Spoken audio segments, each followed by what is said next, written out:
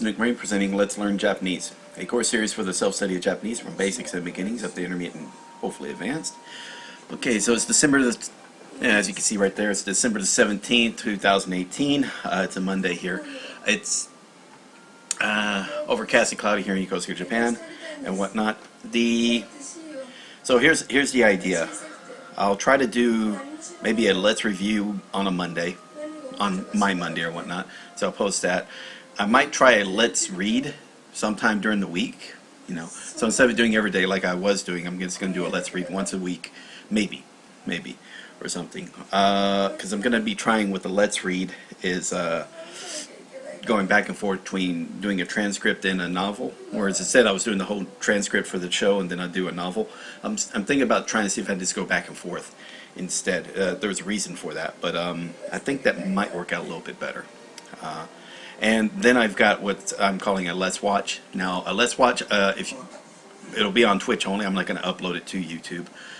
And that'll be just me picking whatever show. You know, most likely, I'm probably just going to limit it to go with anime. Like right now, you know, Goblin Slayer seems pretty interesting, as well as some slice of life animes that I might be interested in trying to check out. But you know, it could be anything. The idea of a Let's Watch is, hey, I'm going to be watching the show and yeah, that's pretty much it. Just watching the show, but just concentrating on, you know, subtitles that'll be over here or whatnot. Yeah, so basically back off the whole doing a daily broadcast. Again, try to back off that. So maybe 2-3 times a week I might do a live stream.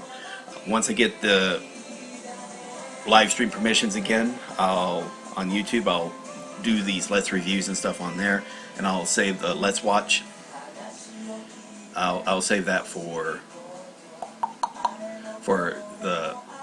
I'll save that for Twitch. All right. I don't know. I will see how it works. I think right now these Let's Reviews are a little bit better because again, people can be watching and they can get involved. All right, because they can ask questions, say what the fuck am I doing, or ask like, hey, you know, they got a problem or a question that needs answering, and I can answer it right then and there. So I might stick to Twitch with that because you know, it's got some benefits there, and then upload it to YouTube, and just do the Let's Reads. I'll just do that on YouTube because that's usually Twitch doesn't really care about the Let's Reads, and then probably the Let's Watch because it will probably be anime related. I'll stick that to Twitch because I cannot show that on YouTube. It's just not going to happen. And we'll see how that works. And that's basically when I get my live stream permissions back for YouTube. So I've got to be really careful. I don't want to lose that again. I lost it for a silly reason last time, which was I was doing the equivalent of a Let's Watch, but it was really it's a Let's Read. But I was showing the entire video. The entire video was present in a small little corner up there, but it was enough to where YouTube said no. Bad boy, slapped me down and said, okay, no live stream for you for probably 3 months. Probably, I don't know. They haven't actually gave me a date. They just said, I just looked at the documentation. It said normally it's around 3 months or so you get your streaming permissions back. So it's been about 3 months. Still haven't gotten the permissions back yet, but I will.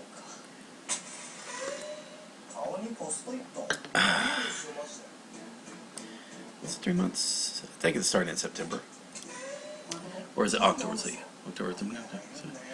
Maybe that was in October. I could be wrong. I'll have to check on the numbers on that.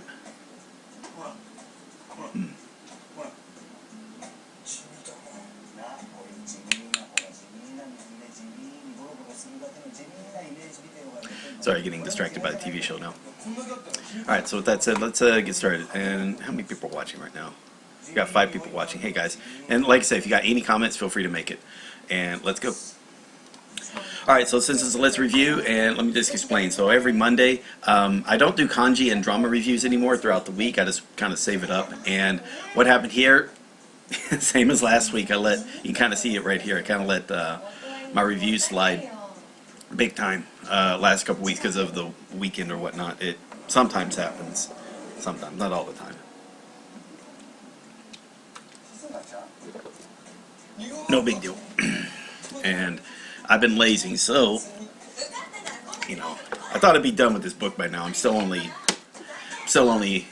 up to chapter 10. There's 12 chapters, so I guess it's got 3 chapters left to finish it, but still.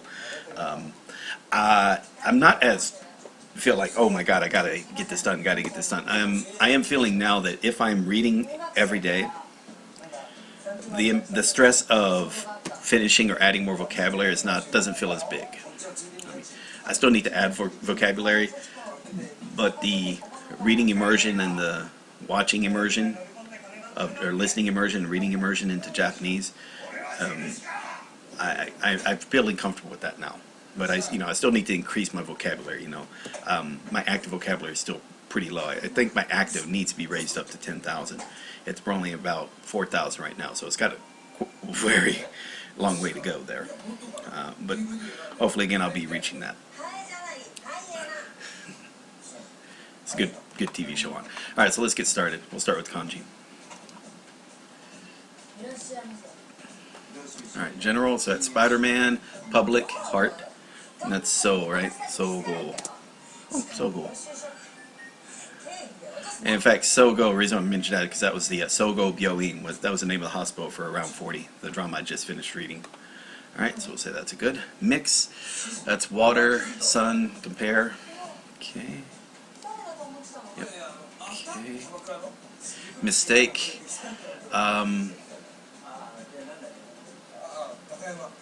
Mouth. So it's Batman, mouth, chair. Okay, tool. See, and that's goal. Nah, it wasn't Batman, it was speak. Alright, so I got that one wrong again.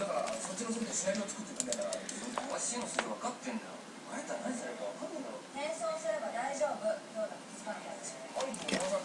Go. Go kai shinai de go. Alright, we'll take that as wrong. Okay. Again. This is sai. Okay. So this is jewel. This is basically the belt. So this is futatabi. Okay, I got that one. Mention. This is shaberu. So this is resin on the road. Okay. Yeah, this is noberu. Ju. Yeah, good. Forces. Hoblet of the Shire round. You want power. Okay. Good. And by the way, you don't have to. I'm not recalling the story. I'm recalling the parts of the kanji. So I'm not recalling the story. And then the parts of the kanji. So again, Hobbit of the Shire, still fat from it. And then power right there. That could be Superman and whatnot. Forces. You can say energy, strength, military strength. Ikioi, which is actually like strong or forceful in how you say something. Then Seiroku, Yusei, and Josei. I don't know what these words mean, but I know Ikioi because that's a vocabulary word popped up. And these are approaching 1 year. This is a type of a kanji I could probably just suspend because it's almost right at a year. But I'm going to keep it for right now. But still, it's almost like I don't need to worry about it anymore. Only thing I need to now learn are vocabulary words that use this kanji.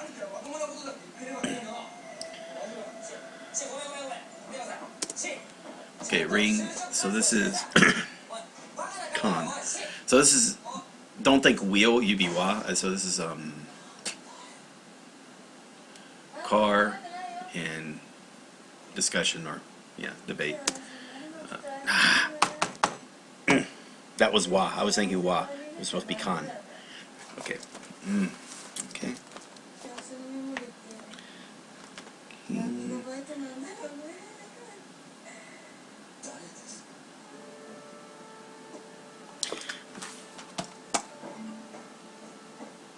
Right, and this is almost like these parts you can just imagine a Lord of the Rings story out of it. So ring and Lord of the Rings, because there's the one king, one true king. There's the Eye of Sauron. There's maybe the mouth. So that could have been something about Gollum since he's dressed in rags. However you want to look at it. Pattern.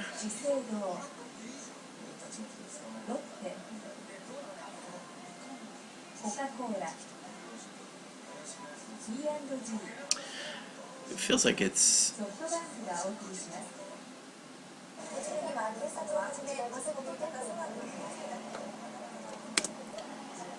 Okay, got that wrong. Pattern. 中の担任の野口と申します。教頭です。横須賀中央署のはじめまして。今、光一君とも話し合いまして、やはり妹さん。I was thinking pattern. I was thinking the story for me was pattern of assault from the bamboo sticks in the cars and whatnot. Okay, but I got it wrong. And what's that called? Ihan? Echo? Hibiku? Okay, so that's there. Good. City wall sound. Okay. Hibiku. And eikyo, that's a very common word. And hibiku or hibiki also for snoring. Sorry. Let's see. Gokai. Okay. Okay. All right. Ayamaru. Ring. King. Okay. Good. Pattern. Bamboo. Car. Fingerprint. Okay. Good. All right, awesome. So that's done. And by the way, when I'm done with this book here, all right, I will be doing Remember the Kanji Optimized Part 3. So that's going to be another set of 555 kanji, and I'm going to be posting it. And by the way, I'll also mention for those of you who are doing my Patreon, I will be creating essentially posts like, here's a basic Patreon, beginner Patreon, basic Patreon, and intermediate Patreon members. And on there, it's just going to be in there all the Anki decks that you can get for that level. And just try to keep everything in that. Instead of you having to search for it, I can be linking right there, and I'll actually put the link in the sidebar of the Patreon. And I think that's going to be the easiest way to, probably most people, now that I think about it, the Anki decks aren't going to be that important, especially for the core 2K, 4K, and 6K. Because in my mind, these Tango books are much better. So the Anki decks for the Tango books are that much better as well. And I give those away out for free to anyone who just proves that they own the book. So technically you don't get it for free. I just give it away for free to people who own the book. I don't get anything. There's no benefit to me, but alright. And then also with the kanji deck. And if I make any other decks and I feel like, okay, it should be in a certain area, I'll put that into the link. And then I'll just always update that particular post. I think that's going to be the easiest way to keep everything straight and easier to share. Alright. Let's keep going. Alright, now Japanese drama immersion. Here we go. These I don't really care about these as much anymore. I'm not going to worry about kanji, visualizing kanji for it anymore. I was doing that. I don't think I need to worry about that anymore. I'm just going to leave it. I'm going to let it go with what it is. I'm just going to treat these as reminders from now on.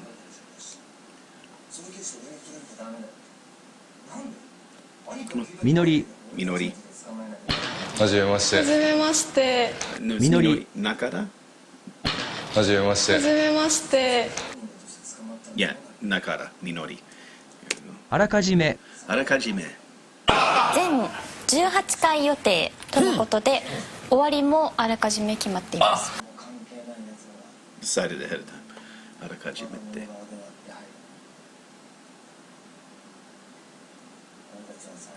あらかじめ。あらかじめ。全18回予定とのことで、終わりもあらかじめ決まっています。終わりもあらかじめ決まっています。撮影で撮影で、そうなんだ。そう3時ぐらいに帰ってきた。撮影、フォトグラフ。撮影で撮影で、そうなんだ。そう3時ぐらいに帰ってきた。撮影で3時ぐらいに帰ってきた。ピッチャーポジション聞いたっけ？ピッチャー。そう。ピッチャー振り替え休日で振り替え休日することが多いかも。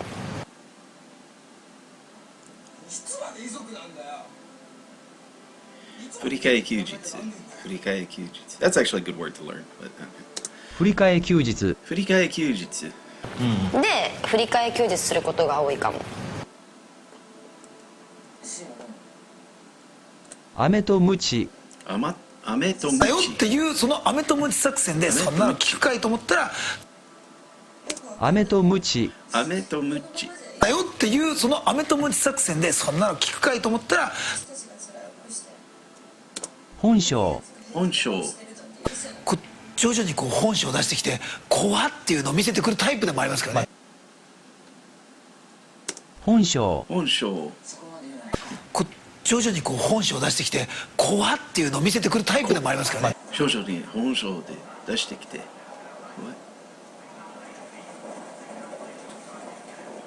舐める、舐める。言われたらさ、どうも舐められたんだと思うよね。いやなんかこ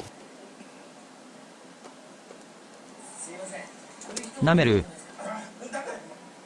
言われたらさ、どうも舐められたんだと思うよね。ういやなんかこ言われたらさ、どうも舐められた。成長、成長。いう自分が成長できるチャンスが巡ってきたんだよねって。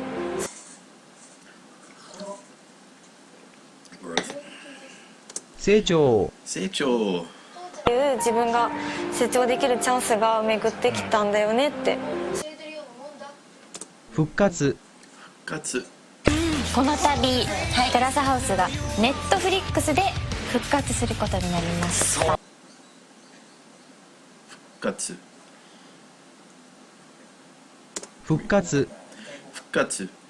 この度テラスハウスがネットフリックスで復活することになりました。この度テラスハウスがネットフリックスで復活することになりました。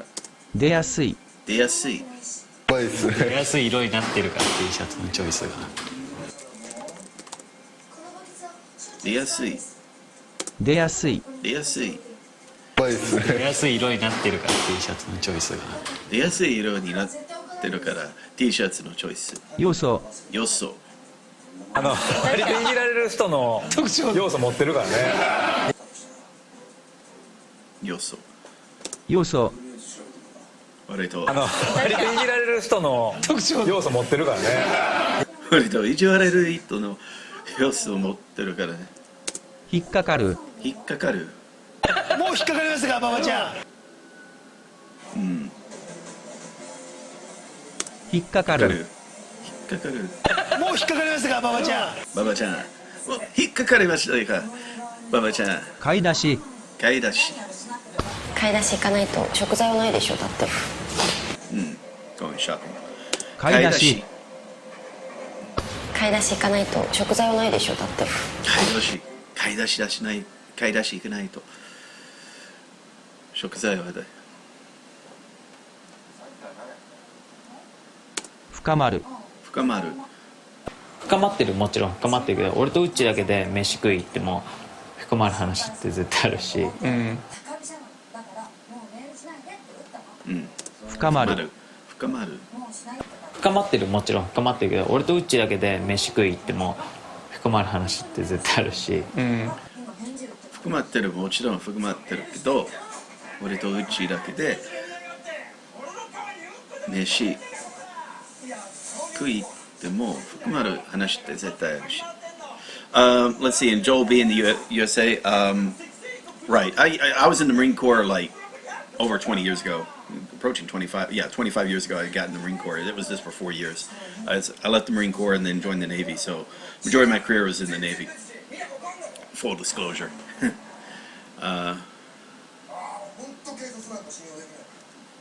身長、身長。身長もあったしな。うん。身長、身長。身長もあったしな。身長もあったしな。牽制、牽制。ああ、この人だいぶ牽制してんなと思う。Not giving away everything. Yeah. 牽制、Yeah.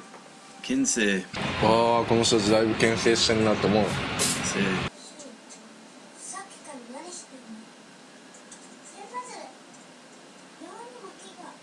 Yeah, that's an interesting kanji there because it looks like that's, writing it is. It's again. This is normally not in. This is normally in kana though. Kensei, このこの人たちだいぶ牽制してんなと思っても。三者三様、三者三様。Three people. でも女子みんなこう三者三様という。三者三様。三者三様。でも女子みんなこう三者三様という。三者三様と。でも上司さんみんなこう三者三様。ジャグジー。ジャグジすごい。待って、ジャグジーっていうか。ー。ジャグジー。ジャグジー。ジャグジー。すごい。待って、ジャグジーっていうか。あ、待って。ジャグジーっていう。コンロの電源。コンロの電源を入れる音。 Okay, that's this electric switch. これそれつきそう。Yeah, the heater. That's the heater for nabe or something. コンロ Yeah, gas stove. コンロの電源を入れる音。コンロの電源を入れる音。それつきそう。新鮮。新鮮。今日結構新鮮なんだよね。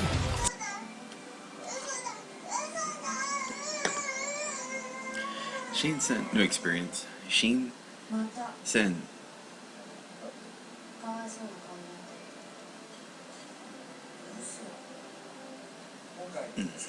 新鮮。新鮮。今日結構新鮮なんだよね。今日結構新鮮なんだよね。妖怪。妖怪。それも妖怪側の意見や。妖怪。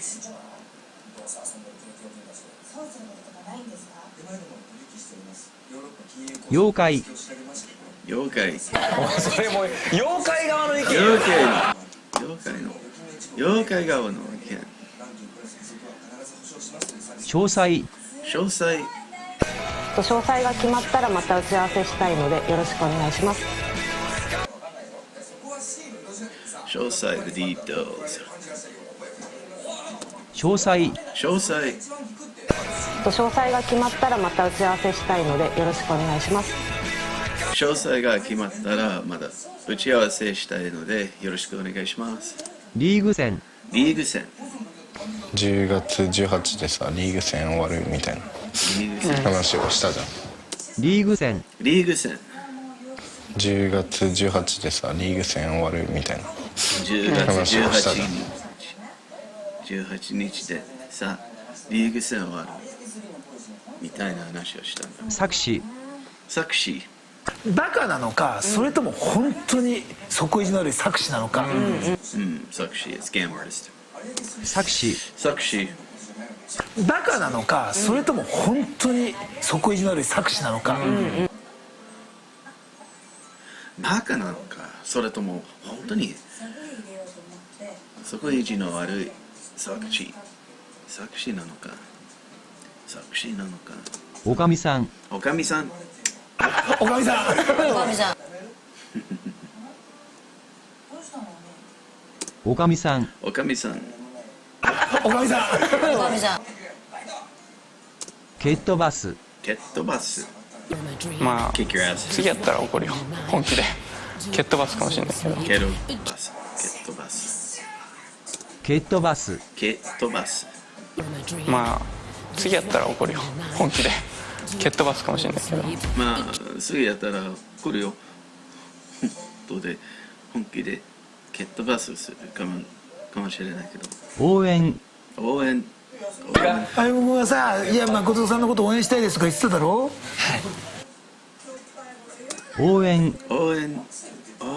あゆむ君はさ「いや誠さんのこと応援したいです」とか言ってただろ。あゆむくんさ誠さんのことを応援したいですとか言ってただろ。口を聞く。口を聞く。なんかやきもちがなんとかとかでそれでなんかあんま口聞かなくなったりも。口聞かなくなったりも。口を聞く。口を聞く。なんかやきもちがなんとかとかでそれでなんかあんま口聞かなくなったりも。やきもちなんとかそれであんま口聞かなくなったりも。照れる。でみのりちゃんは答えは言わないまでもすごい「わ私こういうの困る」みたいな照れてましたよね。照れる。照れてましたよね。This being shy or something。照れる。でみのりちゃんは答えは言わないまでもすごい「わ私こういうの困る」みたいな照れてましたよね。みのりちゃんは答えはないでも「わ私こういうの困るみたいに照られてましたよね。Alright, cool. So here's my thinking on how, since I've been doing the whole reading, reading both Japanese books and also reading the transcripts of Japanese TV shows, I'm not feeling the need to do something like subsets or essays as much anymore. Now, if I was doing that as a studying, like I wasn't doing these things right here, I was doing drama, it would still be fine. Like if you're doing sentence mind, you want to sentence mind out of dramas, that works just well.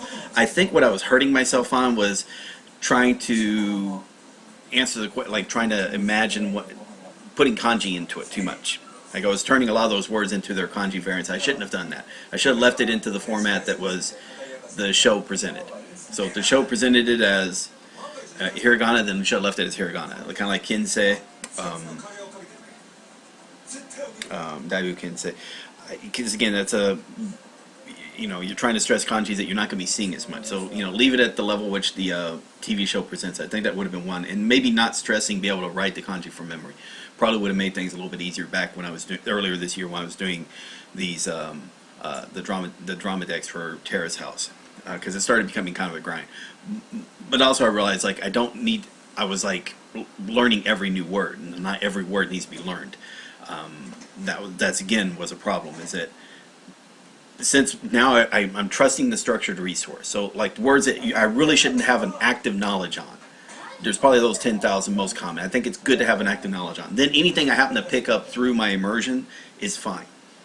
But I don't have to actively pick it up. It's just if it happens naturally, then great. If I don't pick it up, oh well, life goes on. I'm gonna keep on that, and then so I'm gonna trust in the fact that from the books, that's the stuff I should be able to actively know. Like I hear the word, I know, and I hear the word being used in a sentence. I know what the word means. I know how to write it down. All right, so I might back off that a little bit. I don't know. I mean, it feels right. I just need to be consistent on it. I mean, it does make reviewing take longer. So it's one of those things. It's like if you're going for a bit more, if you make it harder, it takes longer. And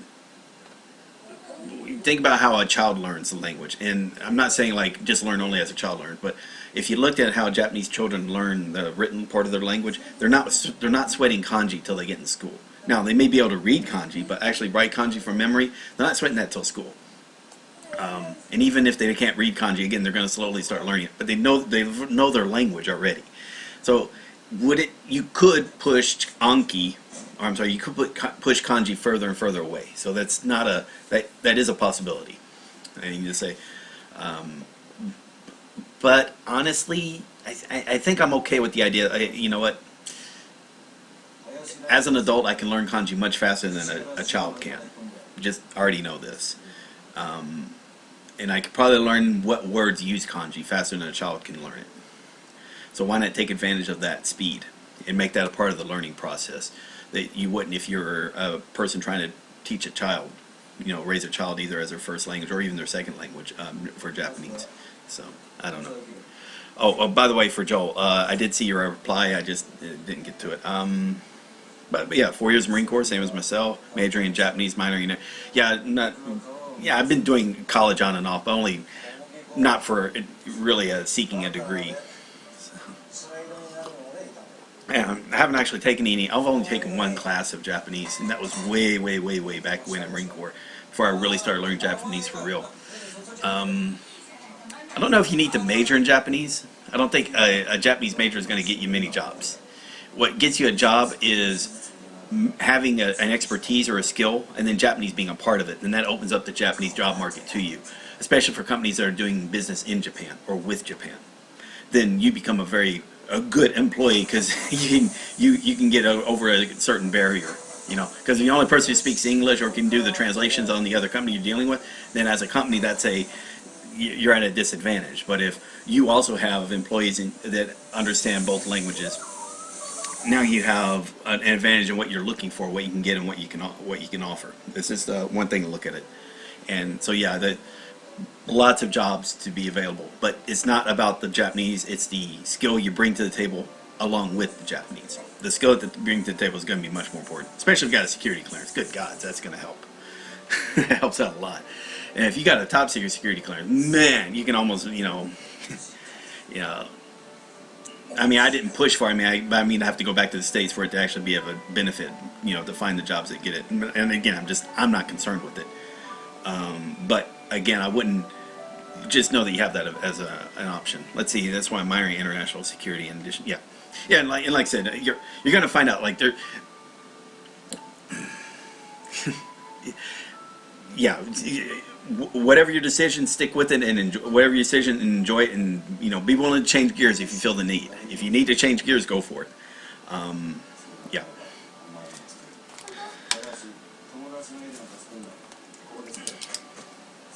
Like you might find, you know, for international security, you might maybe actually go criminal justice, and with the minor in international security, and then just learn Japanese for fun. And because you can actually learn Japanese much better, I think you can learn it better outside of college. You know, personal opinion. Especially if you have a passion for it. Now, if you don't have a passion, you're just trying to make it a part of your education, you're probably not going to get that great at Japanese where the Japanese is going to help you get a job. It's kind of a weird situation. But no, there are people who get real well in Japanese in college.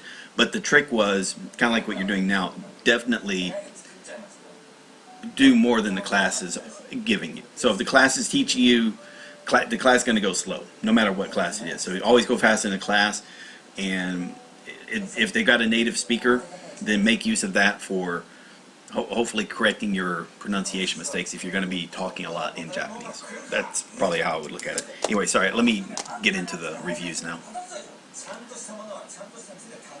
Okay, done. By the way, I did update all the decks and all these decks, so let me just show you real quick. Let's browse the N5 deck. So I don't know how many of these are.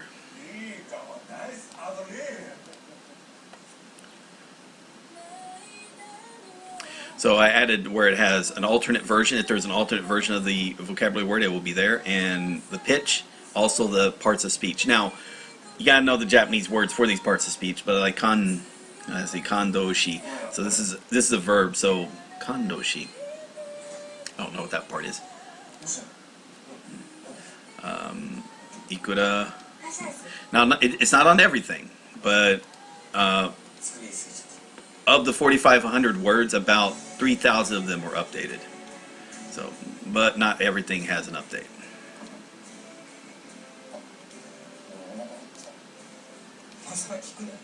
Yeah, let's see. Like this should have been updated, but it wasn't, so I'm guessing.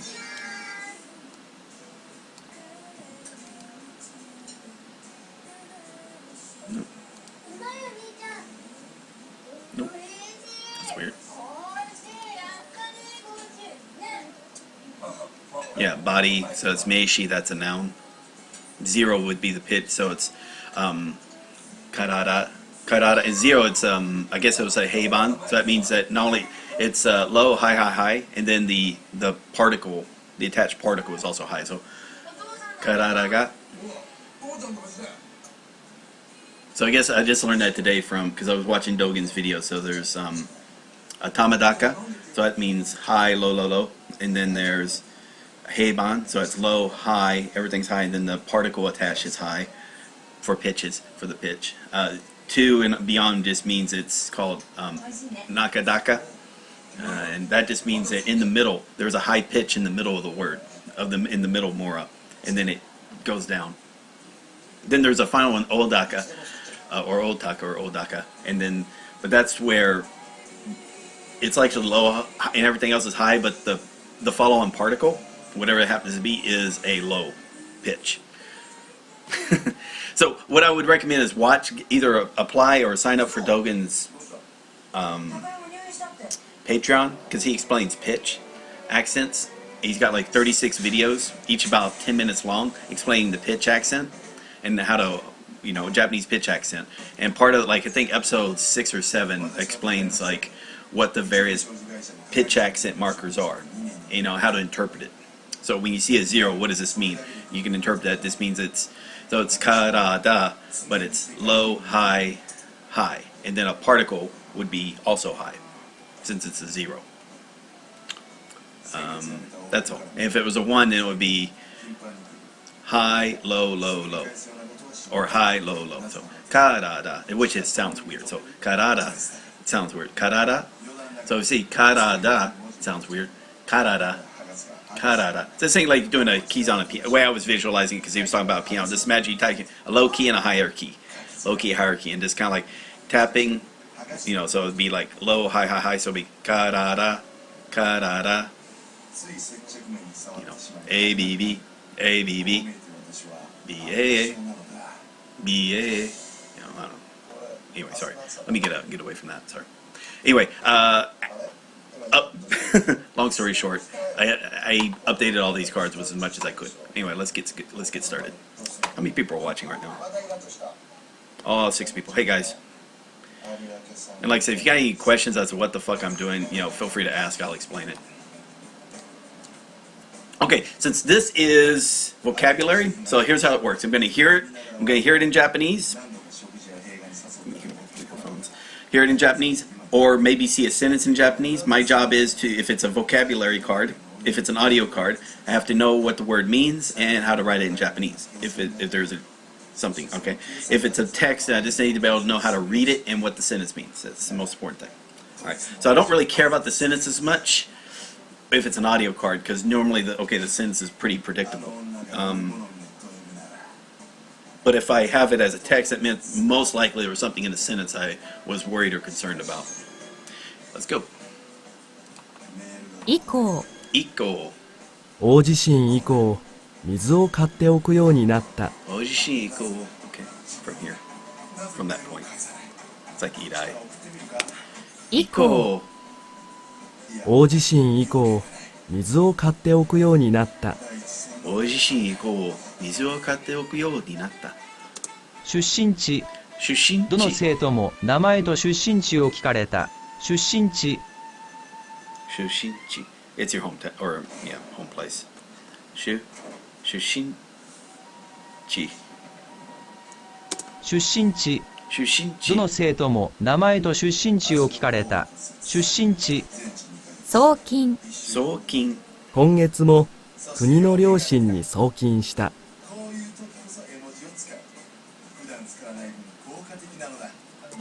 送金。今月も国の両親に送金した。今月も国の送両親金。今月も国の両親に送金した。送金した。数回。数回。数回。数回。数回。無職。無職。今は無職だが来月から働く。今は無職だが来月から働く。おごる。おごる。ボーナスをもらったので妹にディナーをおごった。Yeah, I was thinking of the kanji. So SpongeBob and the monster. Never mind, it's a silly story, but おごる。ボーナスをもらったので妹にディナーをおごった。Yeah, so this is treating. Ogoru. I was thinking of okudu, but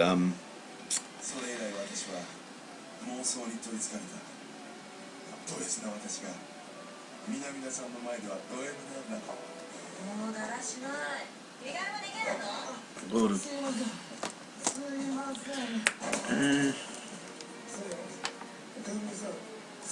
貯金通帳。貯金通帳。Okay. 貯金。Okay. 貯金通帳。Good. It's bank book. Yeah. 貯金通帳。貯金通帳。住む。住む。弁当を作れば安く済む。あ。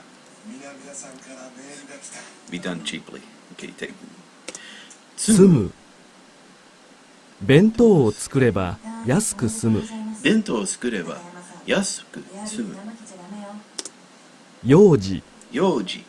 この教室では幼児が英語を勉強している。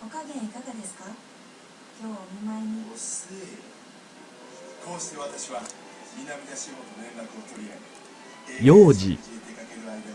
この教室では幼児が英語を勉強している。あ。幼児。Okay. It's yeah, elementary kids, or actually like preschool kids. Yoji. 幼児。この教室では幼児が英語を勉強している。この教室では幼児が英語を勉強している。幼児が英語を勉強している。育ち。育ち。私は大阪生まれ、東京育ちだ。幼児。この匂う。匂う。バケツの中の生ゴミが匂う。Yeah, so there's two types of niyou, but you have this one's a smelly one because it's, you know, a bucket of fresh garbage, raw garbage. Yeah, niyou, niyou, 匂う。バケツの中の生ゴミが匂う。バケツの中の生ゴミが匂う。貯める。貯める。会社員になったらお金を貯めるつもりだ。貯める。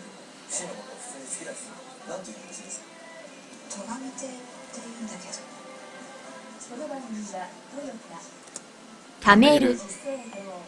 会社員になったらお金を貯めるつもりだ。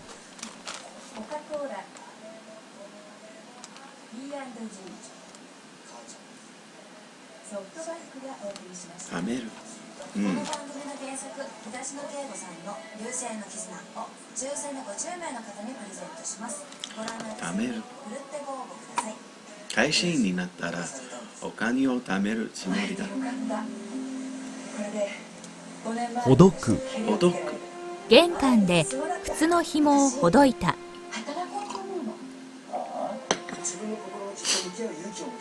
ほどく。untie。ほどく。玄関で靴の紐をほどいた。玄関で靴の紐をほどいた。テニス仲間。テニス仲間。テニス仲間。テニス仲間。育ち。育ち。私は大阪生まれ、東京育ちだ。私は大阪生まれ、育ち。東京育ちだ。私は育ち。炊飯器。炊飯器。炊飯器でご飯を炊く。炊飯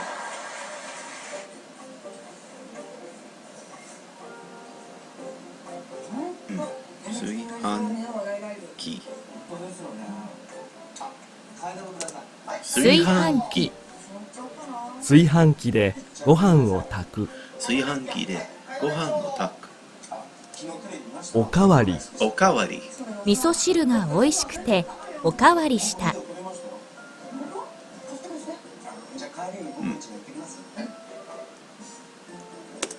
おかわり。味噌汁が美味しくておかわりした。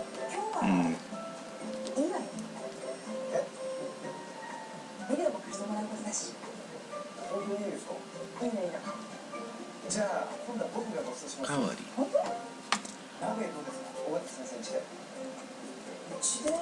宛名。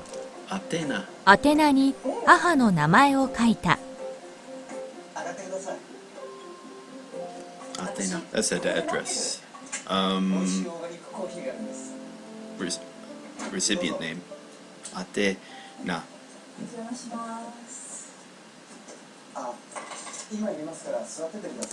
宛名。宛名。宛名に母の名前を書いた。宛名に母の名前を書いた。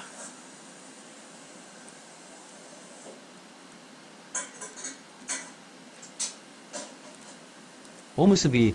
おむすび。尾形先生、ビデオちょうど入ってますから見ててください。はい。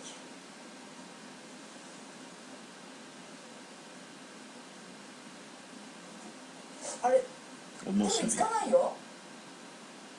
コンセント抜いてあります。コンセントは豆に抜くんです。おむすび。おむすび。話って実は病院に通うことになったので遅刻や欠席がたびたびあるかもしれません。大丈夫なの？どこか悪いの？Let's see if I can get something out of that. Let's see. Let's do むすび。通院は不妊治療のためなんです。こんな大事な時期に申し訳ありません。困ったわね。新雑誌のコンセプトは結婚もキャリアも子供もだから。いえ、チャンスだと思います。チャンス。現在不妊で悩んでいる人は10組に1組って言われています。不妊治療をしている人の多くは周囲の理解を得られずに理不尽な思いをしています。私はそういう人たちの思いをこの雑誌を通して世間に発信していきたいと思ってます。こちらの派遣会社は主婦の登録が多いと聞いて伺いました。何か技術を持ってたり得意なことはありますか？いえ、特にありません。事務職以外にできることがないと思うのでパソコンの勉強中です。仕事をしながら得意なことを見つけていくという方も多いので決めつけない方がいいかもしれないですね。でもまずは事務職でお願いします。わかりました。ちょうど欠員が出たところがありますよ。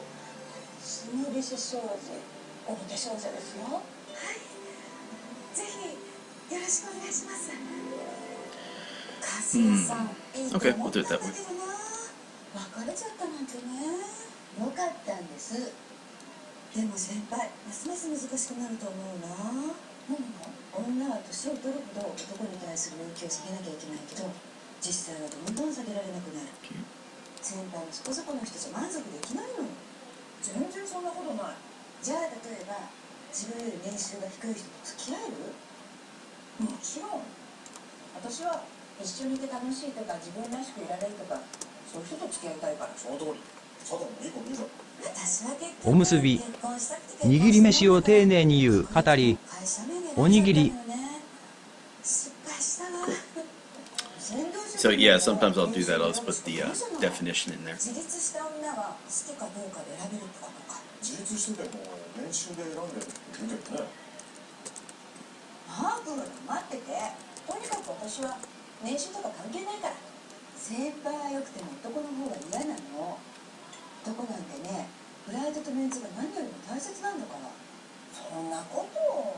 とにかく女の方が収入や社会的立場が上だと最初は良くてもすぐに男は女より優位に立ちたがるようになってダメになるのよ。人によると思うけど。おむすび、握り飯を丁寧に言う語り、おにぎり、おむすび、おむすび、握り飯を丁寧に言う末っ子。末っ子。彼は5人兄弟の末っ子だ。彼は5人兄弟の末っ子だ。彼は5人兄弟の末っ子だ。末っ子だ。贅沢、贅沢な。今はまだ学生なので贅沢はできない。そこまでできる人なんてまれだと思う。野菜を中心とした鍋でいいですか？やっぱりうちじゃなくて外で食べていかない？もしかして贅沢、贅沢な。今はまだ学生なので贅沢はできない。しょうがねえな。いいよ。鍋の締めは卵ソースの決定です。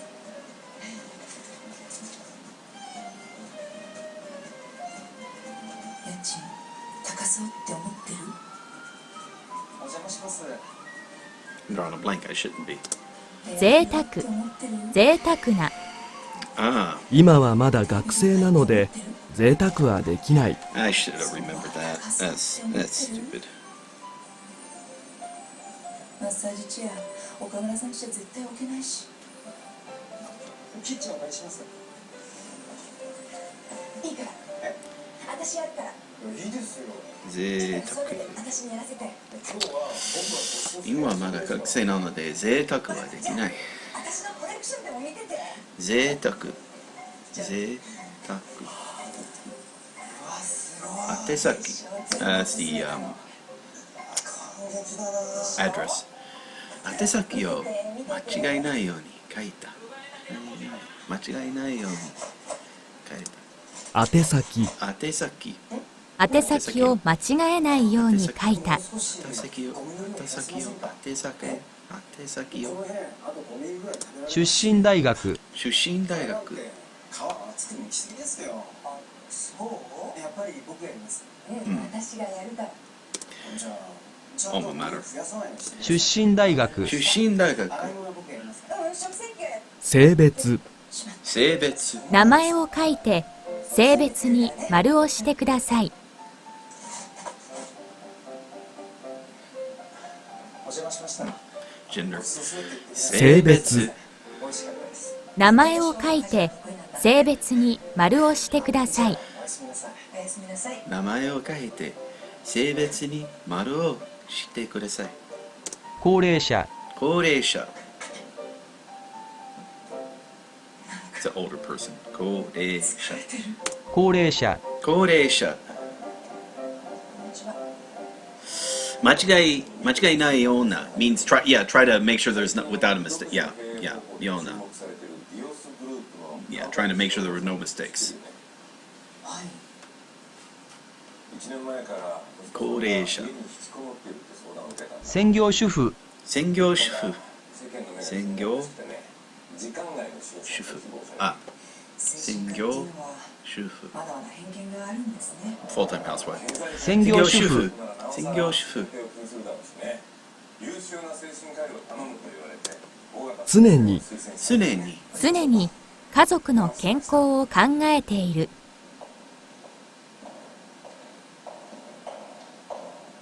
Should be always。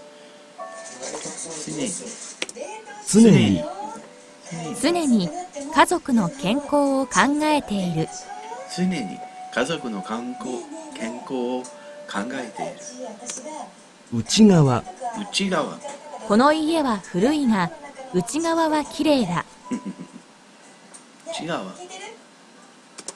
内側この家は古いが内側はきれいだ。この家は古いが内側はきれいだ。無駄なものは買わないようにしている。Yeah, try not to buy. Yeah, the yona, by the way, the yona means, it's almost like you're adding a try not to. Like this is kawanai yo ni shiteru. Like make it a habit or try not to buy. 無駄無駄な無駄なものは買わないようにしている。無駄なものは付き合い検査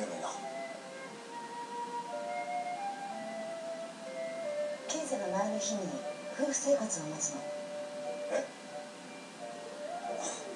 そんなこと言ったって。付き合い排卵日の時期にするものなの。つまり月に1回しかチャンスがないの。 Feel super fruit. That's the お願い。その日だけは絶対に帰ってきて。分かった。 Let me see if I can get a sentence for this one. 絶対だからね。広吉さんですが、現段階ではお薬の治療とともに心理療法の導入 Yeah, が looks like we 有効 got a となり sentence. ま We す can let's go with that. ええ、病態がやや複雑なので心理師を入れてカウンセリングや心理テストなど多面的なアプローチがしたいんです。どうかな。必要ならばお願いします。いいだろう、広吉。こちらが担当の臨床心理士です。臨床心理士の岡村です。臨床心理士さんっていうのはお医者さんですか？いえ、医者ではありません。医者ではない。あ、臨床心理士という小田先生にお願いすることはできませんか？臨床心理士は心理師ならではの専門的な知識や技術を持っています。私は心理師の力を借りたいと思っていますが。小田先生がそうしようなら。では心理療法は岡村先生が担当します。さっき僕のことを岡村先生って言いましたよね。あ、うん。その方が看護師さんも安心するんじゃないかと思ったから。医者じゃないっていうだけであんな態度取るなんてね。羽振ってるじゃない。高クシー呼ばなきゃ。自転車で帰るの？おい、タクシー乗ってけ。Okay. Let's try that one.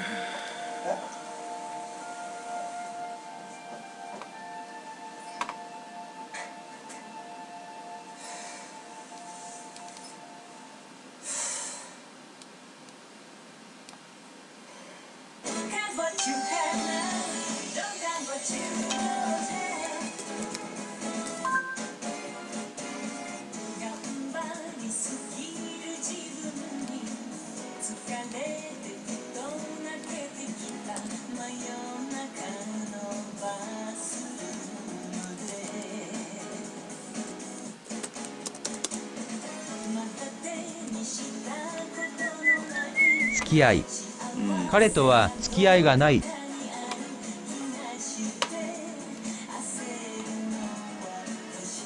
Sounds good. Yeah, so because that song you're hearing in the background, I'm pretty sure that's going to lose my, going to demonetize this video when I post it on YouTube. Who cares? Alright, wait.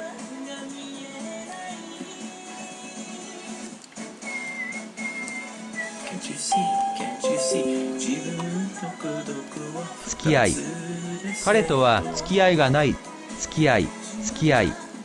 彼とは付き合いがない。付き合い。仲間。仲間。彼もサッカーの仲間に入れよう。仲間。仲間。彼もサッカーの仲間に入れよう。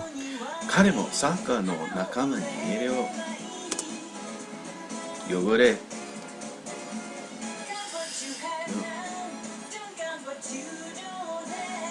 この経済は汚れがよく落ちる。汚れ。汚れ。この洗剤は汚れがよく落ちる。汚れが。撫でる。撫でる。ペットの犬を撫でておやすみと言った。撫でる。ペットの犬を撫でておやすみと言った。ペットの犬を撫でておやすみと言った。高齢化。高齢化。aging population。高齢化。高齢化。待ち合わせ。待ち合わせ。to meeting up or meet up somewhere。待ち合わせ。待ち合わせ。待ち合わせを。おむすび。おむすび。握り飯を丁寧に言う語り。おにぎり。おむすび。Okay。おむすび。握り飯を丁寧に言う語り。おにぎり。親戚。親戚。そんな風に思うの？お互い好きで付き合ったわけでしょ？なんであの時はそんなムキになったよ。ムキになってないよ。親戚。親戚。俺より若い男はやめてくれよ。そんなに若くない。沸かす。沸かす。そこのやかんでお湯を沸かしてください。いただきます。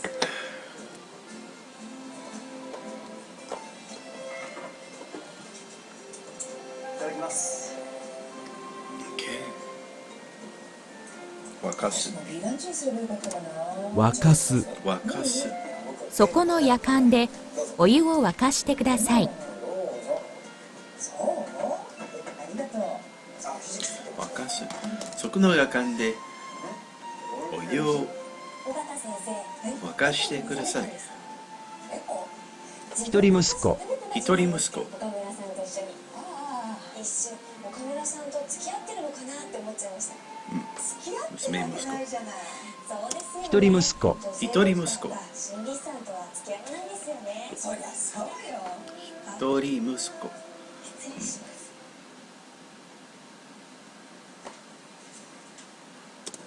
贅沢。贅沢な。贅沢な。今はまだ学生なので贅沢はできない。贅沢。贅沢な。今はまだ学生なので贅沢はできない。今はまだ学生なので贅沢はできない。贅沢はできない。人の視線が気になり始めたのはいつ頃からですか？支払い。試験に落ちてからです。公共料金の支払いを忘れていた。なろうなんて思ったのが間違いだったんです。こんなダメ人間が。公共料金。どうして支払い支払い。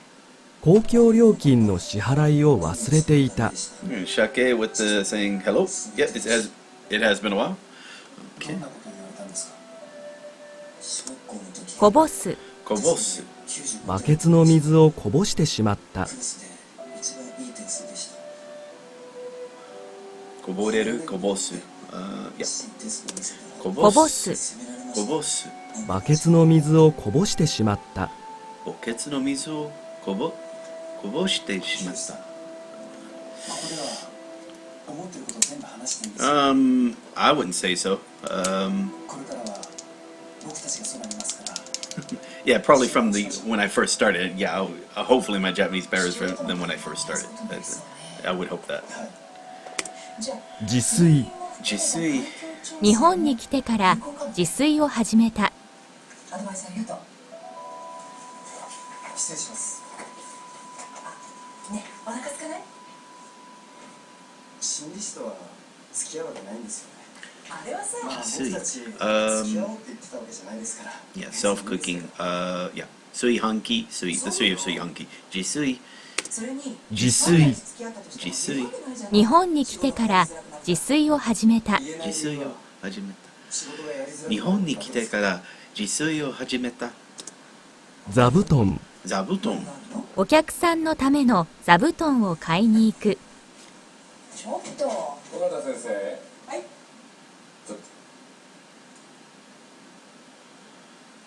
どう？乾杯さんの様子は。あまりいい状態ではありません。座布団。Okay, good. お客さんのための座布団を買いに行く。お客さんのための座布団を買いに行く。彼氏。彼氏。尾形先生自身のことは。は？いや、このままずっとシングルで通すつもり。そういうことは副院長に心配していただくことではありませんから。ベストパートナーっていうのは案外とても近くにいる人間かもしれないね。私もね、最近若いだけが取り柄の女性というとね、なんだか疲れちゃってね。まあ、副院長は彼氏。楽しめばいいんじゃないですか。だでしょ。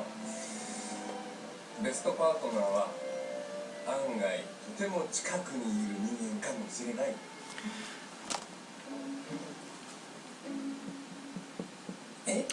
彼氏。彼氏。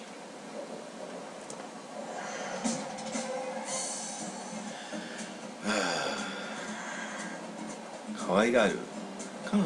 彼女はみんな可愛がられている。Yeah, 可愛がる seems to like instead of be liked by many. Is liked by many. 可愛がる。可愛がる。彼女はみんなから可愛がられている。彼女はみんな。はい、コピー30部ですね。我々。我々。これが我々の意見です。我々の意見です。我々。これが我々の意見です。これが我々の意見。我々の意見です。出会う。出会う。アメリカに旅行した時、彼女に出会った。出会う。アメリカに旅行した時、彼女に出会った。アメリカに旅行した時、彼女に出会った。利口。利口な。利口な。弟は利口で医者になることを目指している。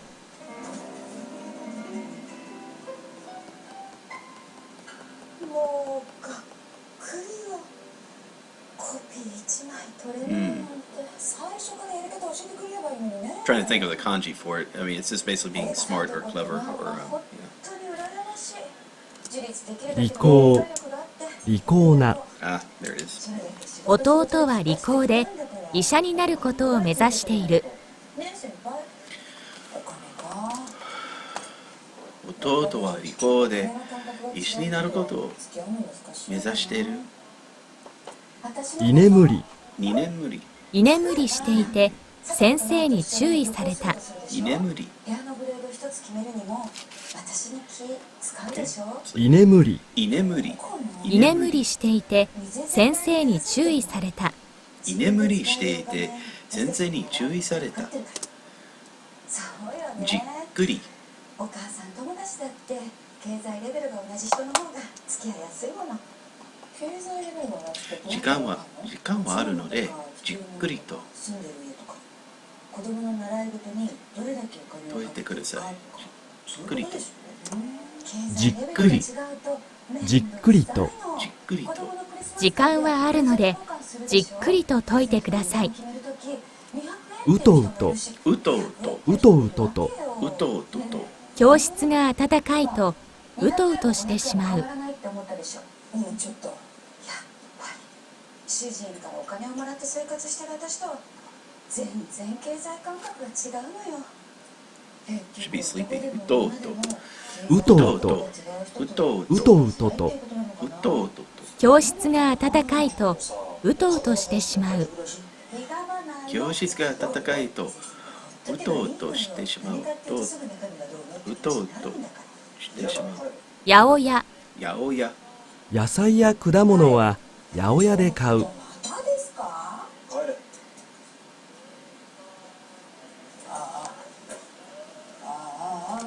八百屋。野菜や果物は八百屋で買う。野菜や果物は八百屋で買う。付き合い。彼とは付き合いがない。付き合い。付き合い。付き合い。付き合い。彼とは付き合いがない。付き合い。付き合いがない。距離。距離。家から学校までちょっと距離がある。会社クビになっちゃいました。I know it's distance, but make sure you. Okay. 距離。距離。家から学校までちょっと距離がある。By the way, 距離 could be emotional distance. You know, if you kind of notice it, can be explained in that. 家から学校までちょっと距離がある。距離がある。空き地。空き地。うちの近くの空き地が駐車場になった。主婦しかできない空き地。空き地。うちの近くの空き地が駐車場になった。実は竹内さんにしかできないことってあると思うんです。元気出してください。空き地。空き缶。空き地。空き地。空き地。うちの近くの空き地が駐車場になった。うちの近くの空き地が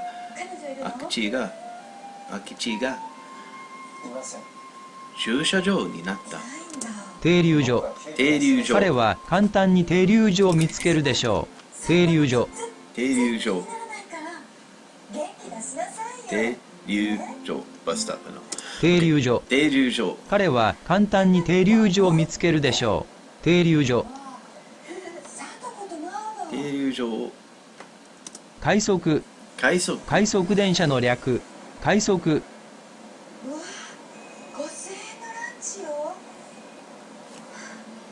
快速。快速。快速電車の略。快速。あ。私と一緒だと私のお財布の中から心配しなくちゃなんないから。I'm actually kind of wondering. Yeah. Right. We're over the hour mark here. It's got 5 people watching. See, I still got enough coffee, so it's all right. Give me a second. Oh, by the way, let me just get this answered real quick. 快速。快速。快速電車の略。快速。快速電車の略。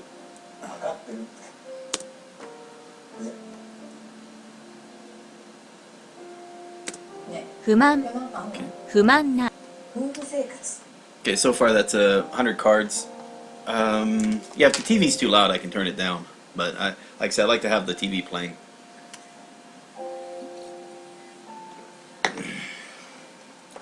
And I'm not going to go over 2 hours for this. I need to keep my studying to 2 hours. Yeah. And then after that, I need to. What I'm trying to do for now for my daily thing is like, okay, study for preferably 2 hours, watch it, read for an hour or so, and then watch a TV show where I'm reading the subtitles. So basically, I want to get. Those are things that take effort. Then of course, it's the fun watching of the show. Is what it is. What it is there. Oh wow, the sun's coming out. Awesome. Just got brighter. こういう格好すると雰囲気違うのね。僕だってスーツぐらい持ってます。ここ高いんじゃない？ここ高いんじゃない？どうしました？一体どうしたの？何がですか？ Actually, let me get up, walk around a little bit. I'll be a couple minutes. お水いただけますか？遠慮しないでください。遠慮なんかしてないけど。してるじゃないですか。だって無理してるんだもん。If you open the windows. いけませんか無理して。じゃあ夜におすすめのワインお願いします。はい。お水をください。ワインをお願いします。お水をね。ワインを。お水を。どうして喜んで食べたり飲んだりしてくれないんですか？できるわけないじゃない。どれだけ高い店よ。ああいう店に行きたいんですよね。そんなこと誰が言ったの？ねえ、何怒ってるの？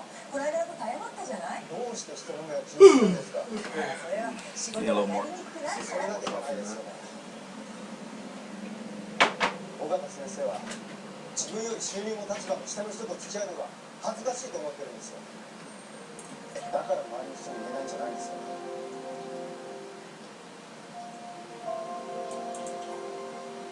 だったらもう無理して付き合わないでくださいよ。じゃあ岡村さんはどうなの？岡村さんだってこだわってるんじゃないの？ And by the way, there's no reason for you to study like I'm studying. What I'm doing probably takes way too much time, and so it may not even be recommended. You know, especially because I'm doing audio cards.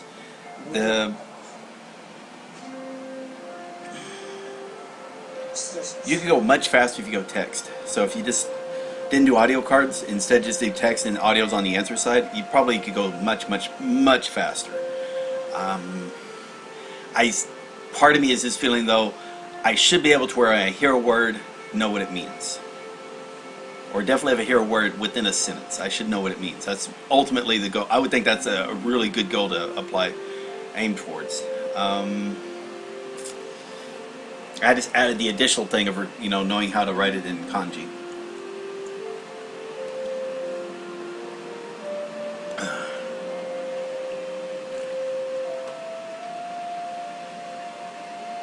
It's a good idea to take a break every hour at least.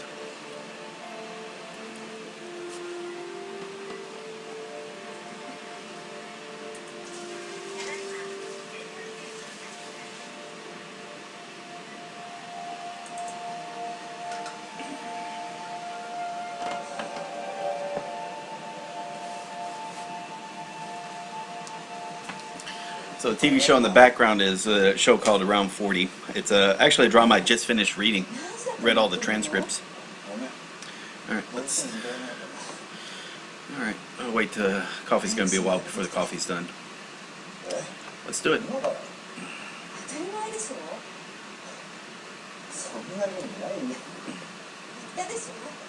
Kareshi. Kareshi, okay. Kareshi. Kareshi. Kareshi. うろうろ。うろうろ。最近知らない人が家の前をうろうろしている。うろうろ。うろうろ。最近知らない人が家の前をうろうろしている。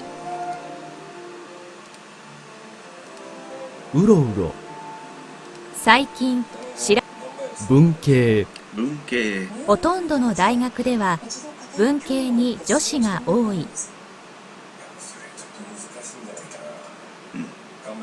Literature department. 文系。ほとんどの大学では文系に女子が多い。 Actually, that was wrong. Not literature. I keep missing this one, by the way. I miss this quite frequently. Bunke. Maybe I should just, 岡村さん、神林さんに入院を認めてもらうように話をしに行くから一緒に来てくれる？理工理工な。弟は理工で医者になることを目指している。広吉さんの担当は私と岡村さんでしょ？理工理工な。弟は理工で医者になることを目指している。急行駅までよ。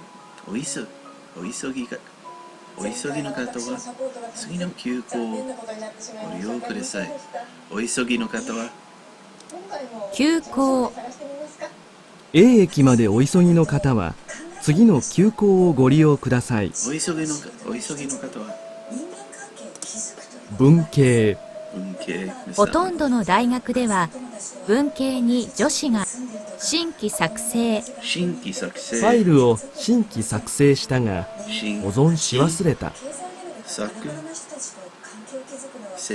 新規作成 new creation。新規作成。ファイルを新規作成したが保存し忘れた。ファイルを新規作成したが保存し忘れた。引き算。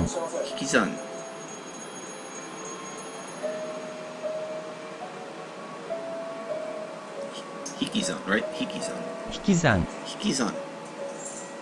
Okay. Subtraction。引き算。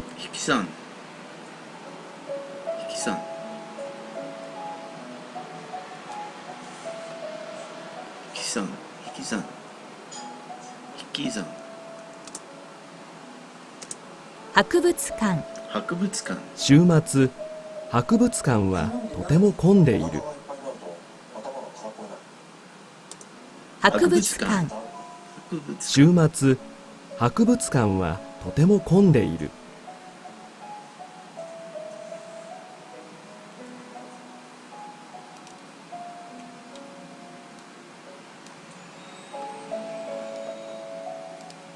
博物館。週末博物館はなぜなら彼女は彼のアドバイスを断りそうだ。なぜなら彼女は彼が好きではないからだ。なぜなら彼女は彼のアドバイスを断りそうだ。なぜなら彼女は彼が好きではないからだ。なぜならびっしりと。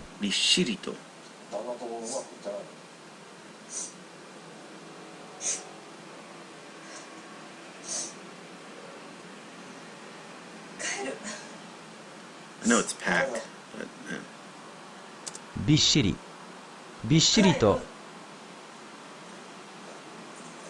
So, gishiri, like so tightly packed, loosely packed, but yeah.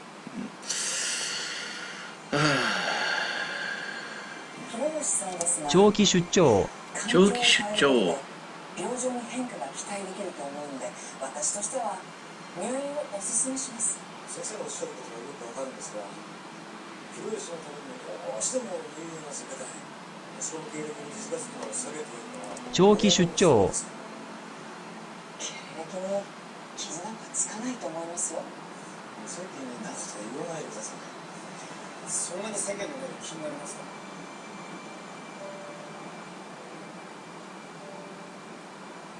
世間の目よりもまずは今のこの苦しみを取り除いてあげることの方が大事だ。長期出張。That should be a extended 出張. It's an should be extended extended business trip. 長期出張。長期出張。長期出張。優先席。優先席。優先席に若い男性が座っている。優先席。Reserve seating。優先席。優先席に若い男性が座っている。優先席。優先席に若い男性が座っている。省く。省く。本のリストが長すぎるようだったら外国の本は省いてください。省く。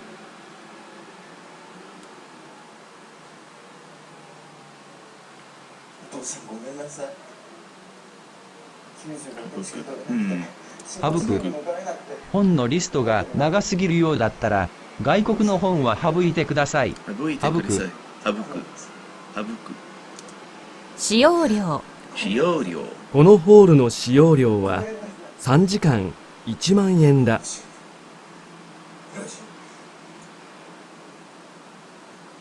父さん、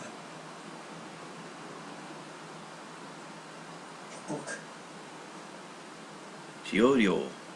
使用料。使用料。このホールの使用料は3時間1万円だ。このホールの使用料は3時間1万円だ。回答。回答。ほとんどの社員がアンケートに回答した。入院した方が良くなる可能性は十分あると思いますよ。私には大事なものが何にも見えてなかったんですね。回答。回答。ほとんどの社員がアンケートに回答した。わかりました。回答。ほとんどの社員がアンケートに回答した。回答した。横切る。横切る。黒猫が道を横切った。横切る。横切る。黒猫が道を横切った。黒猫が道を横切った。徒歩。徒歩。うちから駅まで徒歩で15分くらいだ。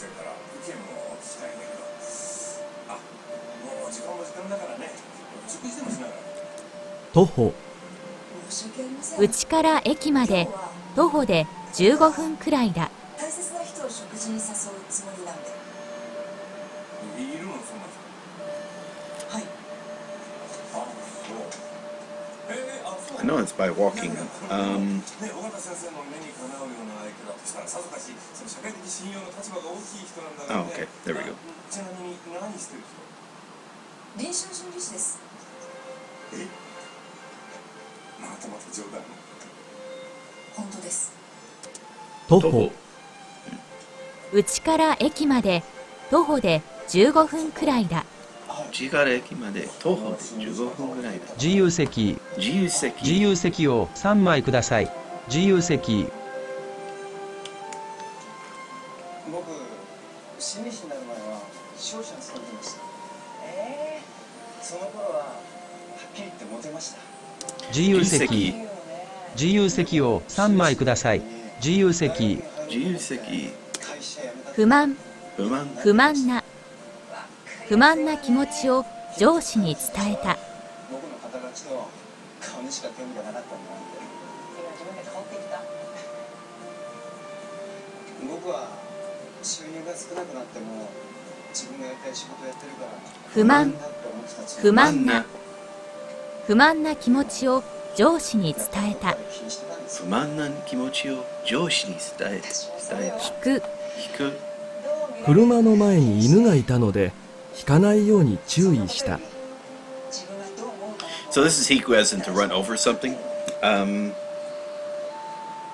to remember the kanji for it. There's a kanji for it, but it's, it's rarely used.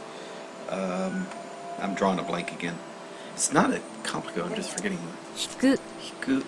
There we go. 車の前に犬がいたので引かないように注意した。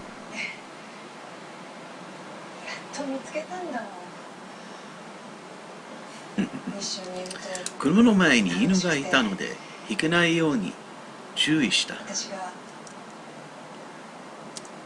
有効期限。有効期限。カードの有効期限は来月までだ。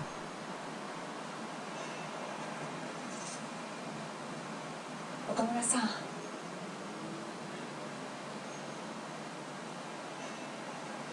私と付き合ってくれませんか？期限。有効期限。有効。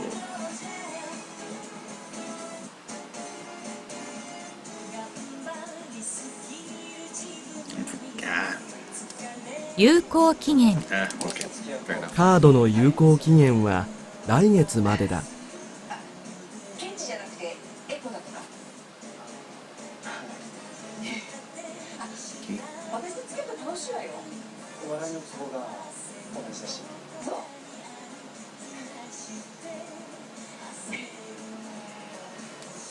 わかりました。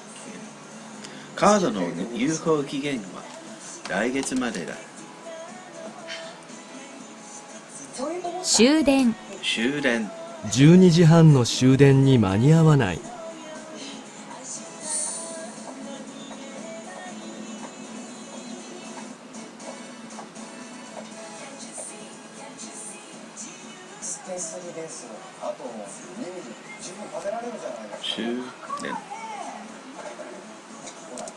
終電。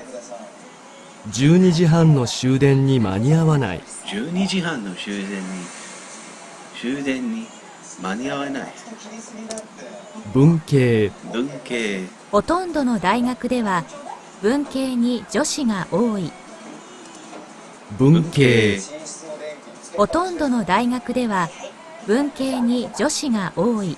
ほとんどの大学では文系に女子が多い。返却。返却。この本は2週間以内に返却してください。返却。Return。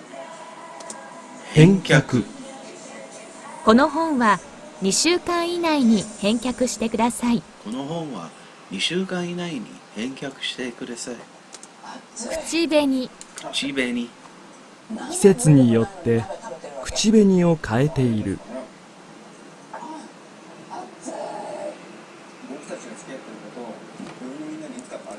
口紅。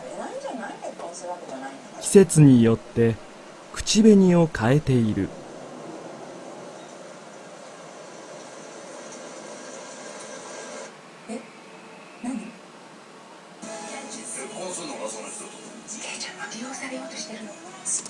口紅。季節によって口紅を変えている。It's funny because, like I said, I saw the kanji or the word for it, and then I immediately know what it is, even without need to look at the English for it. Kuchibeni, kuchibeni, kuchibeni, kuchibeni, kuchibeni, kuchibeni. 季節によって口紅を変えている。抜ける。抜ける。コルクの線がどうしても抜けなかった。抜ける。抜ける。が抜ける。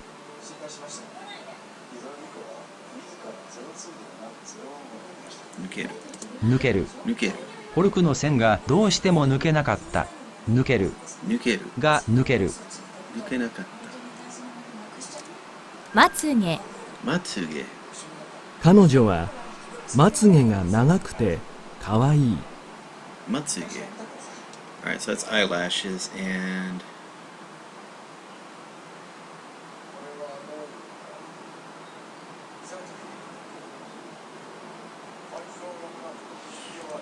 まつげ。彼女はまつげが長くてかわいい。ま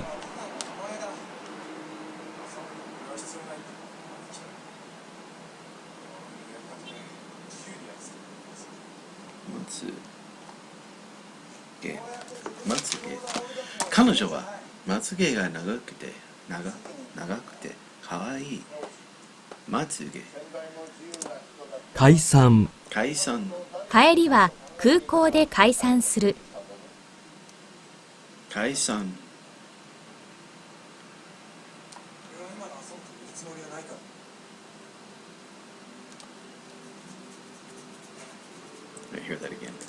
解散。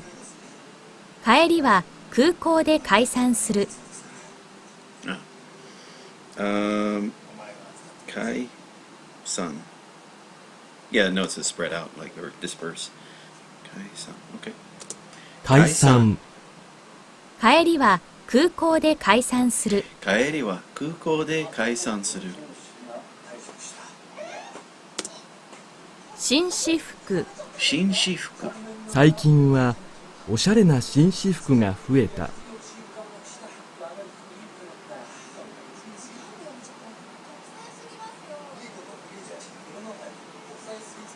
紳士服。紳士服。最近はおしゃれな紳士服が増えた。Basically, gentlemen's wear. 紳士服。紳士服。Okay. 紳士服。最近はおしゃれな紳士服が増えた。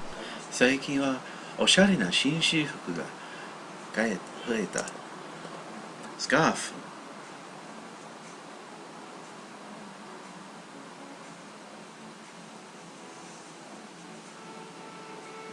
ブランドのスカーフを何枚か持っている。スカーフ。ブランドのスカーフを何枚か持っている。ブランドのスカーフを何枚か持っている。心臓。心臓。運動すると心臓の動きが速くなる。心。心臓。運動すると心臓の動きが速くなる。運動すると心臓の動きが速く。測る。測る。彼は肉を切り刻んで重さを測った。測る。Make sure it's the right hakaru. There's two types of doing hakaru, so 測る。彼は肉を切り刻んで重さを測った。測る。Okay. 測る。測る。測る。彼は肉を切り刻んで重さを測った。測る。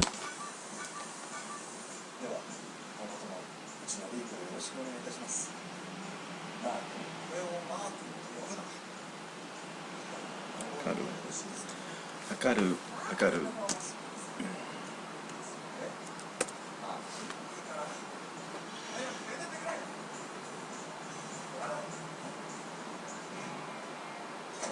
幸福、膠着、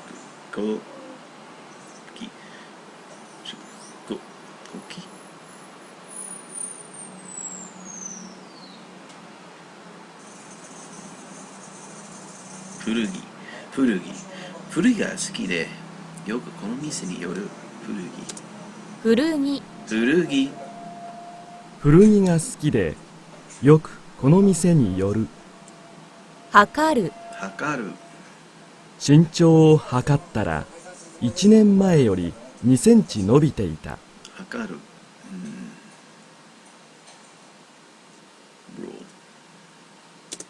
測る。身長を測ったら1年前より2センチ伸びていた。測る。身長を測ったら1年前より2センチ伸びていた。新体操。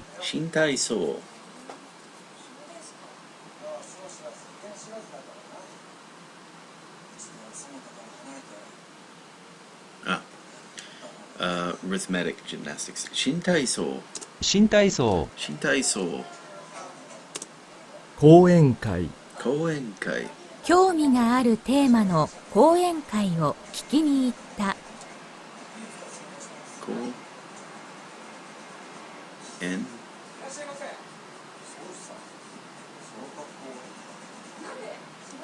会。lecture。講演会。興味があるテーマの講演会を聞きに行った。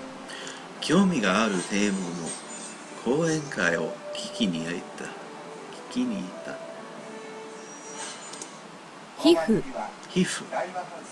膚が弱いのでクリームを使っている。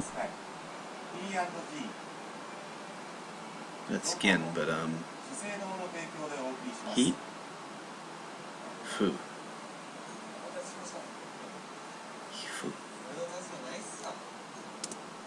膚皮膚が弱いのでクリームを使っている。I should have remembered that.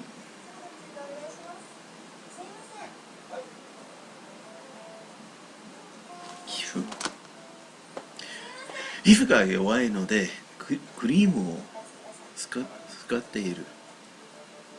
伸ばす。腕をまっすぐ伸ばしなさい。伸ばす。を伸ばす。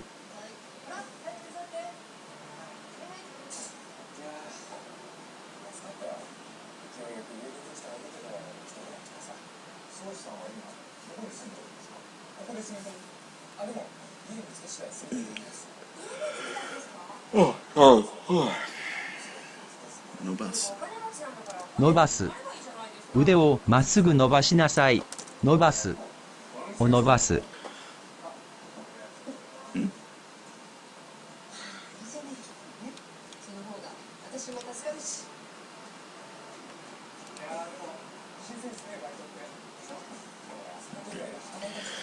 腕をまっすぐ伸ばしなさい。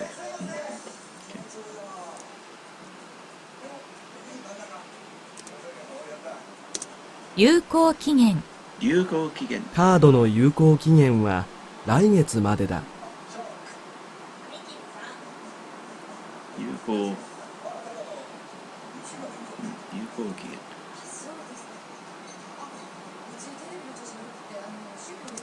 有効期限。カードの有効期限は来月までだ。抜く。娘に白髪を抜いてもらった。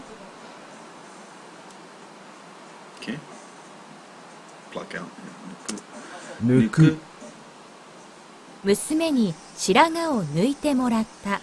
娘に白髪を抜いてもらった。抜いて。一流。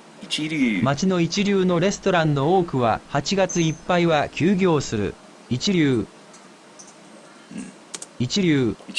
町の一流のレストランの多くは8月いっぱいは休業する。一流。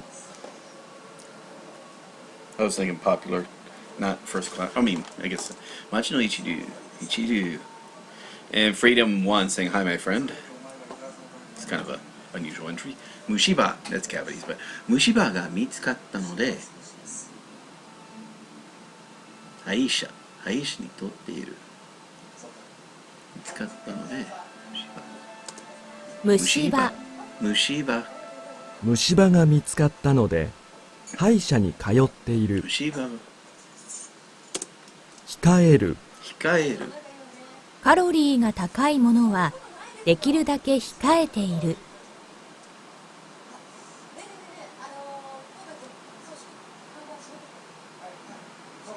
控える。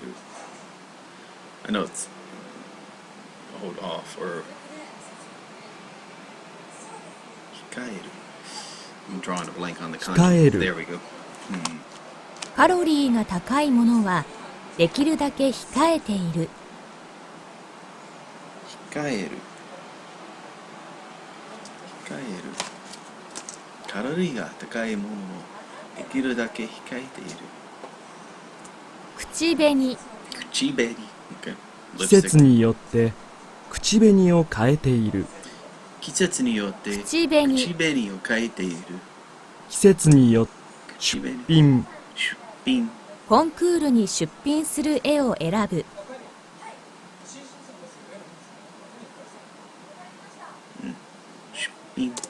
出品。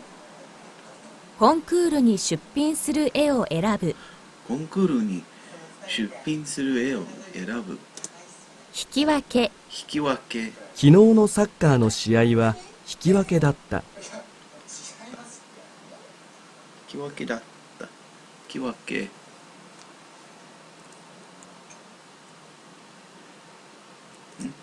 き分け。昨日のサッカーの試合は引き分けだった。引き分け。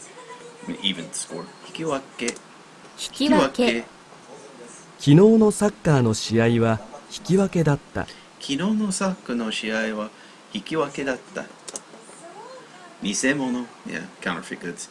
本物にそっくりのに、そっくりの偽物に注意してください。そっくりの偽物に注意してください。偽物。偽物。本物にそっくりの偽物に注意してください。そっくりの。白髪。白髪。最近白髪が急に増えてきた。白髪。最近白髪が急に増えてきた。最近白髪が急に増えてきた。カラカラだ。今日は暑くて喉がカラカラになった。カラカラな。今日は暑くて喉がカラカラになった。コンクール。来年の絵画コンクールにチャレンジするつもりだ。コンクール。来年の絵画コンクールにチャレンジするつもりだ。来年の絵画コンクールにチャレンジするつもりだ。Oh, by the way, this is the other benefit with the update I did. Not only is it the pitch and I'll also say the alternate, but for the alternate, if it's a loan word, it'll try to tell you like what is the original word it's loaned from. So in this case, it's a French word concours. Now, I had written down from French concours because I was just learning this, but there may be a lot of loan words where I didn't do that on because I already knew I just happened to know the Japanese word itself, so I didn't bother looking like where the word originally came from. Like pan, I assume it's originally a French word. It could be Belgium. In fact, a lot of words are Dutch in origin that, especially the ones that came about in the 1800s. The ones, of course, from 20th and 21st century, a lot of those are coming from English. Although, like saboru is from sabotage or saboteur, so that's different. So yeah, not all loan words come from English. So it probably helps to understand why they're saying it in this way and applying it to that type of concept. So concours, whatever that is, wherever the word is for that. しゃっくり。しゃっくりが止まらなくなった。That should be the hiccup. しゃっくり。しゃっくり。しゃっくりが止まらなくなった。しゃっくりが止まらなくなった。しゃっくり。Let's write the word down now.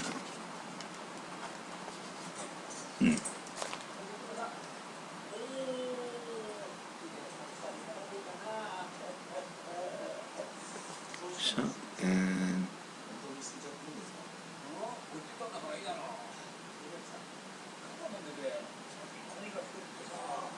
しゃっくり。婦人服。婦人服売り場は3階だ。Ladies wear. 婦人服。婦人服売り場は3階だ。婦人服売り場は3階だ。浮く。一瞬体が宙に浮くのを感じた。浮く。浮く。一瞬体が宙に浮くのを感じた。浮く。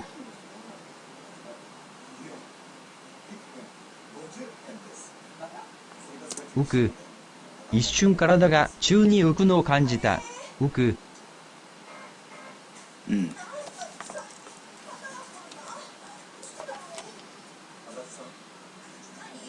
I'm used to hearing ukabu, but floating, but uku. Be floating. 体が浮くのを感じた。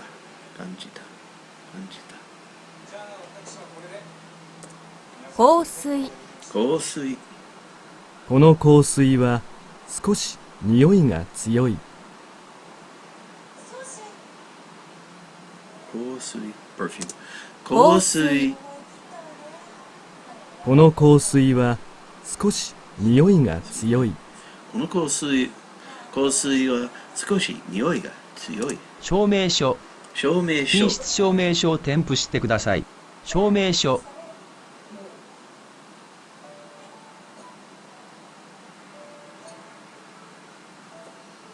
証明書。品質証明書を添付してください。証明書。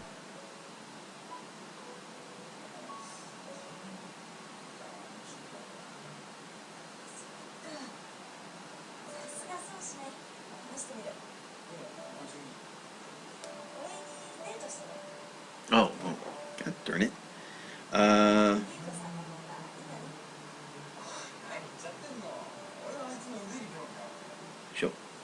証明書。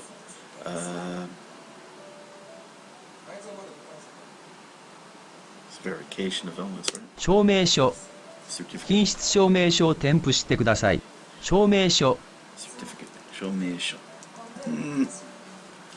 あるもの実は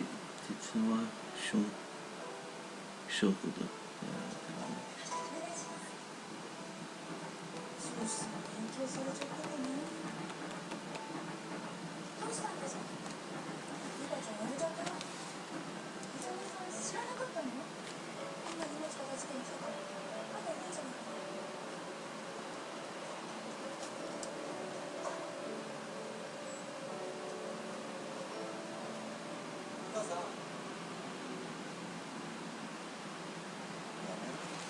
証明書。身長。妹は私より身長が3センチ高い。身長。妹は私より身長が3センチ高い。妹は私より身長が3センチ高い。酔っ払い。忘年会の季節は酔っ払いが増える。So, yes, it's applying as drunks. 酔っ払い。酔っ払い。忘年会の季節は酔っ払いが増える。酔っ払いが増える。稽古。お茶の稽古を始めた。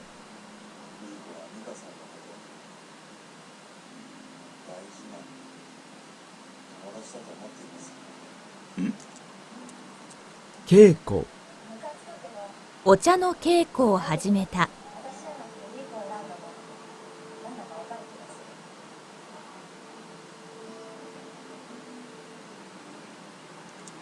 稽古。お茶の稽古を始めた。稽古。Practice, okay.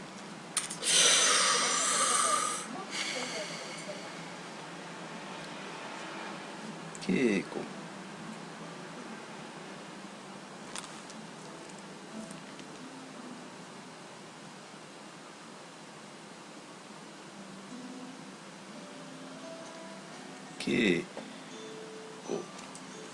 稽古。お茶の稽古を始めた。一流。町の一流のレストランの多くは8月いっぱいは休業する。一流。町の一流のレストランの多くは8月いっぱいは休業する。一流の似合う。仮にグリーンが似合うと言われた。彼にグリーンが似合うと言われた。似合う。彼にグリーンが似合うと言われた。控える。カロリーが高いものはできるだけ控えている。控える。カロリーが高いものはできるだけ控えている。カロリーが高いものはできるだけ控えている。登場。この映画の最後の方で人気俳優が登場する。登場。この映画の最後の方で人気俳優が登場する。この映画の最後の方で人気俳優が登場する。団体団体。団体で旅行するときは時間を守ってください。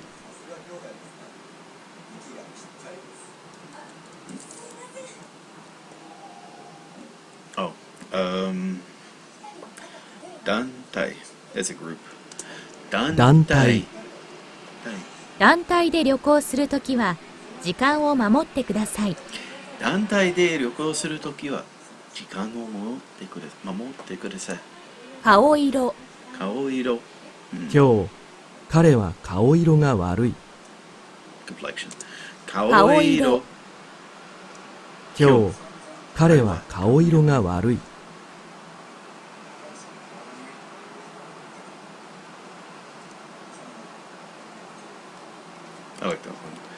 感情の現れとしての顔の様子。顔好き。顔の色。血色。滞在アメリカに滞在中、友達と会う予定だ。滞在。Hear that one more time. 滞在アメリカに滞在中、友達と会う予定だ。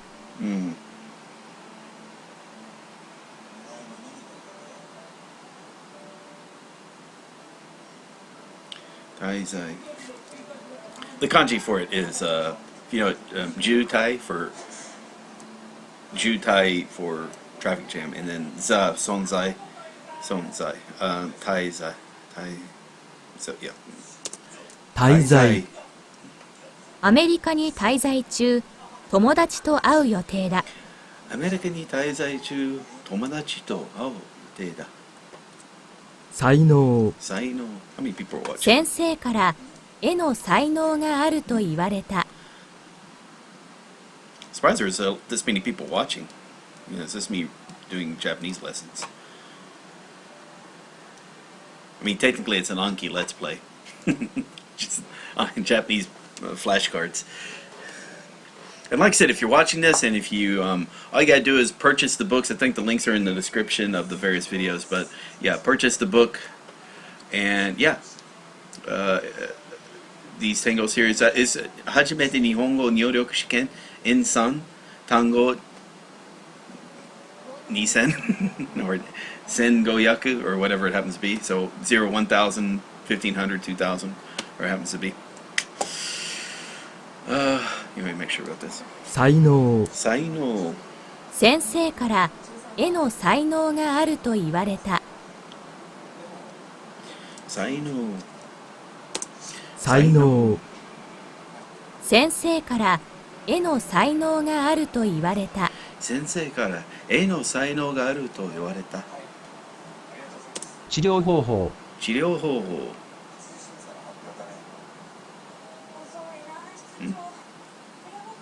治療治療方法治療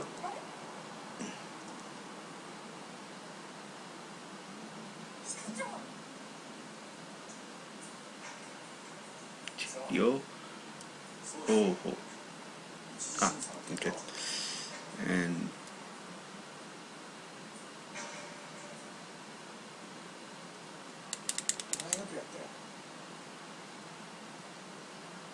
治療方法治療方法。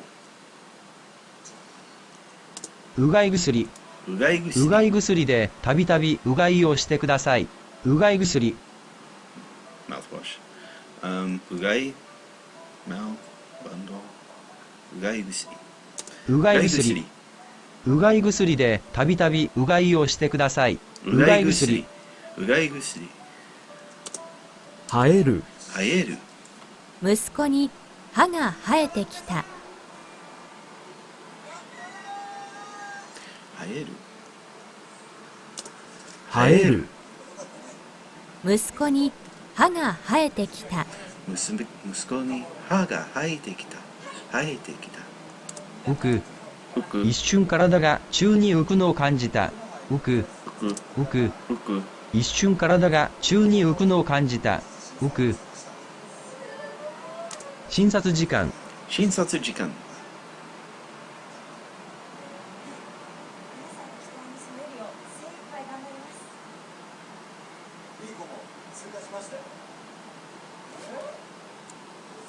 診察時間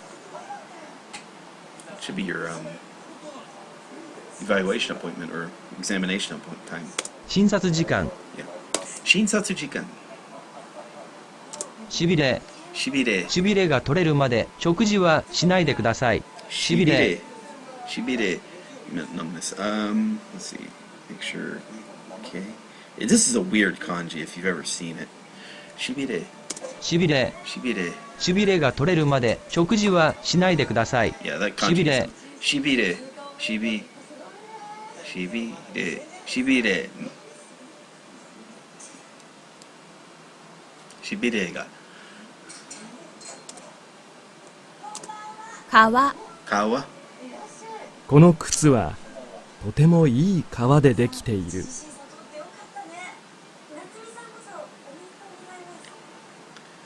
Yeah, so there's two kanji for kawa. This is the one for leather, so it's that one. The other one you do for like skin. But this is the leather you to make products out of. 革この靴は革。とてもいい革でできている。革で。この靴はとてもいい革でできている。ゲップ。ゲップ。ゲップがよく出ます。ゲップ。 It's like a ゲッ burp. プする。ゲップ。Is there a kanji for that? I'm drawing a blank. ゲップ。ゲップがよく出ます。ゲップ。 Yeah, it looks ゲ like ップ there's す no る kanji。for it. Okay. ゲップ。証明書。証明品質書。証明書を添付してください。証明書。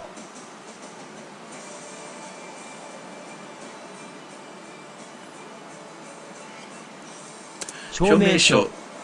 品質証明書を添付してください。証明書。血液血液。血液を調べると病気がわかる。血液。血液を調べると病気がわかる。血液を調べると血液を調べると病気がわかる。保証。保証。この商品は 100% 本物だと保証します。保証。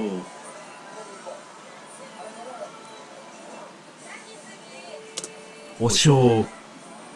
この商品は 100% 本物だと保証します。この商品は 100% 本物だと保証します。イヤリング。会社に小さいイヤリングをしていく。The reason why I added this, even though it sounded simple, is that there's earring means it's dangling, and piercing means it what's a stud. So there's the two. So if it's, I'm used to earring, could just even if it's a pierced or a studded, I would still call it an earring. But yeah, apparently it's got to be something that dangles. So maybe that's just the same in English. It's just I never really did too much distinguishing between the two. イヤリングイヤリング。イヤリング。会社に小さいイヤリングをしていく。イヤリング。稽古。稽古。お茶の稽古を始めた。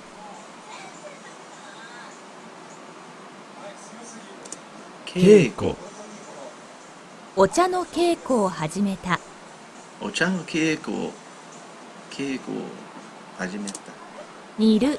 煮る。私は母に、姉は父に似ています。煮る。煮る。私は母に、姉は父に似ています。私は母に、姉は父に似ています。受け付ける。受け付ける。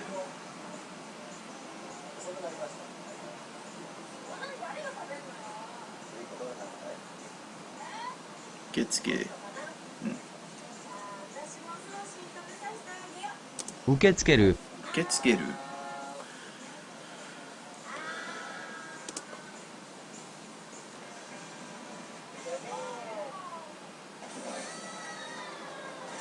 毎月。This one I mess up because it could be 毎月、毎月。I think it's 毎月though. 毎月20日にアルバイト代20 20日毎月20日にアルバイト代をもらいます。毎月毎月毎月20日にアルバイト代がもらえます。Yeah, and this is my recommendation if you're doing these decks and you know, most of the time I'm suspending the text like these right here. I suspend them, but I guess over there, yeah, I suspend the text ones like that. The cases where I keep it, one is if, you know, the sentence has something interesting that I need to, you know, maybe a new grammar point or whatnot. The other time is like the word may have varied pronunciation. Sometimes, usually with counter words, I'm also doing that.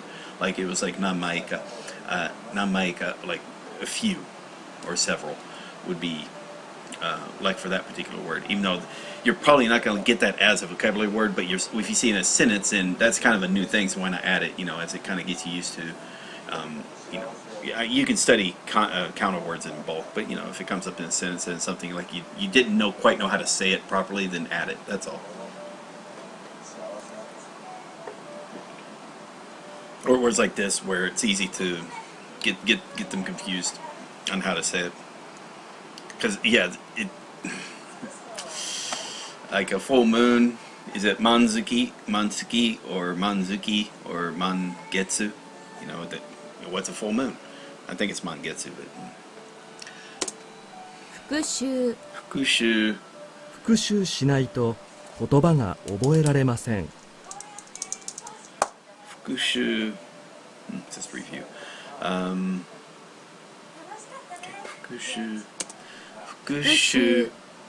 復習しないと言葉が覚えられません。復習しないと言葉が覚えられません。方法日本語が上手になる方法を教えてください。Yeah. Reason why I was getting this wrong was like, is it ho and then horitsu? So I just remember that now. So that just tells me which kanji is first. Like the horitsu ho is last on ho. That was my little mental trick. Ho. 日本語が上手になる方法を教えてください。日本語が上手になる方法を教えてください。Watch a lot of Japanese, read a lot of Japanese, you know, do some structured progressive study as well as time goes on. All right, how many people we got?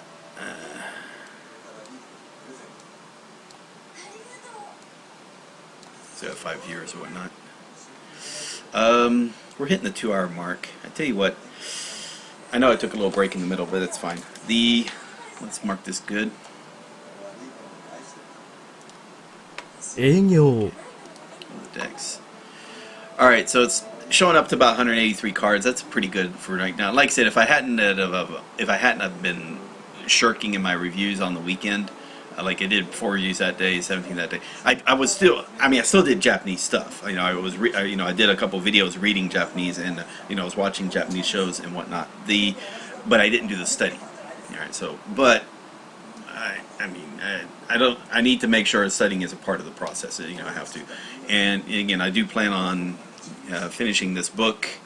Another, you know, it's just not too much left. You know, I don't really count the index there, but it's not too many. You know, I think, you know, roughly about 500 words.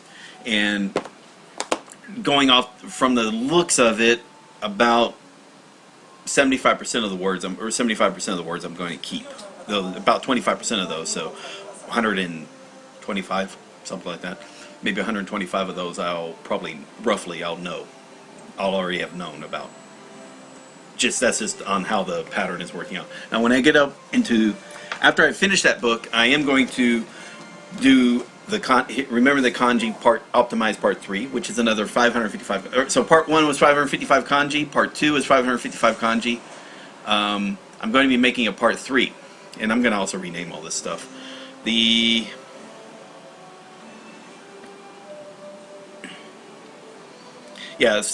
no longer doing SGJL. I'm doing LLJ, or Let's Learn Japanese. So everything's going to be following our Let's Learn Japanese moniker. I'm just going to change the name and whatnot, so that's no problem there.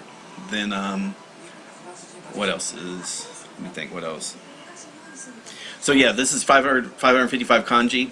This is 555 kanji. So the next part 3 is going to be 555 kanji, and part 4 is going to be 555 kanji. So hopefully by the time part 4 is done, that means I have all Joyo kanji.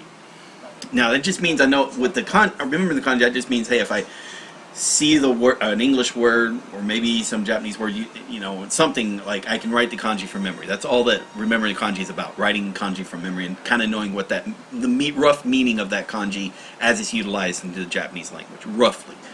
Rough. It's not a 100% that way. It just can't be, because the nature of the Japanese writing system. But anyway, after I'm done with part 3, I'm going to go into, you know, the N2 book. So there's 2,500 words here, so I'll be 5 parts.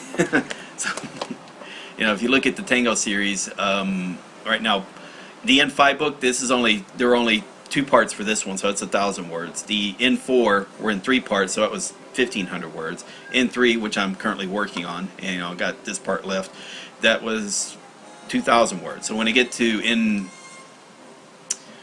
that'll be 2,500 words. And again, I'm assuming maybe 75 or 80% will be new to me, though, because of the nature of my study and my immersion and whatnot. There'll be words I will know, just through the nature of the system, and that's fine. That works out great. And then after that, I'll do part 4, remember the kanji optimize, and hopefully through some through some method, I'll get N1 decks made, and that'll be in 6 parts, because N1 will be 3,000 words, and then get through that. And by then, okay, I should be pretty much done. All right, as far as structured study of vocabulary. After that, I'll probably then start doing what's termed situational vocabulary. So I'll look for, most likely it'll be related to, I'm assuming if I do get a job military related for translation purposes, then I'll concentrate more on military vocabulary, Japanese military vocabulary, and then government vocabulary as well, because I'll probably have to deal with the Japanese government, Japanese military. Well, not technically, it doesn't have a military, technically.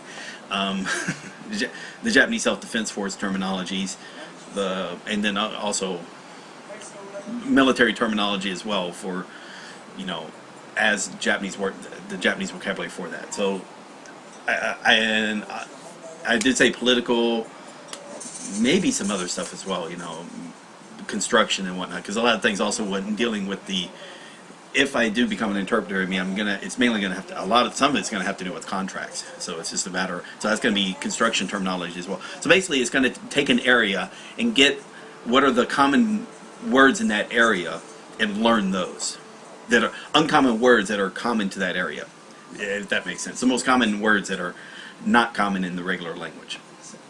And that, you don't have to learn too many words in that. Like, I think at most 500 words is the max you need to worry about. Specialized vocabulary would be a good term for that, and that'll just help it to where you're not running to the dictionary all the time when you're having to deal with that type of subject matter. And again, most likely I won't get that job, but if I do, this whole everything changes. That's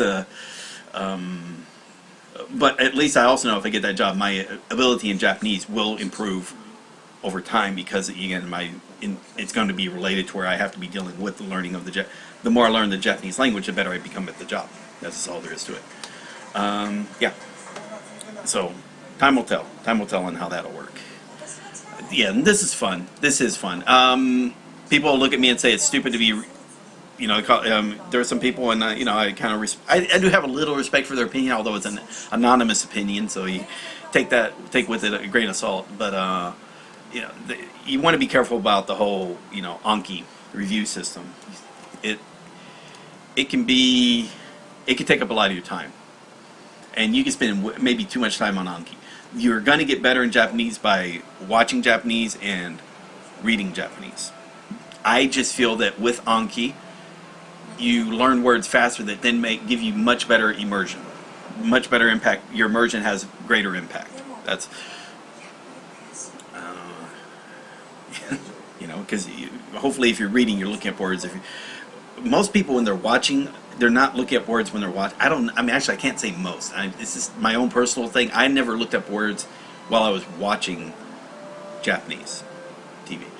when I read Japanese, if I was reading a book, I wouldn't look it up. But if I was reading online, I would look it up. So that's why, definitely I recommend reading. For myself, I recommend using something where, the text is on screen. You can then use your hover dictionary and look up the meaning of words. So you're getting comprehension. Now, and with that, again,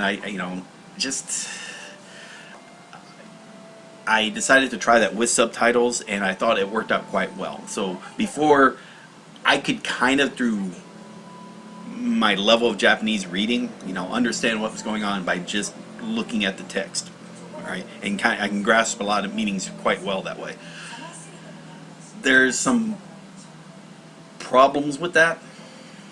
Lots of problems with that, in that you're reading kind of like you're comprehending, so your comprehension through the reading was so high that your listening wasn't being tested at all. Like the brain didn't care what it was hearing. It just ignored that and just went, okay, here's what's happening, and just went it off the text. I don't know. I think that was the word of warning. Careful about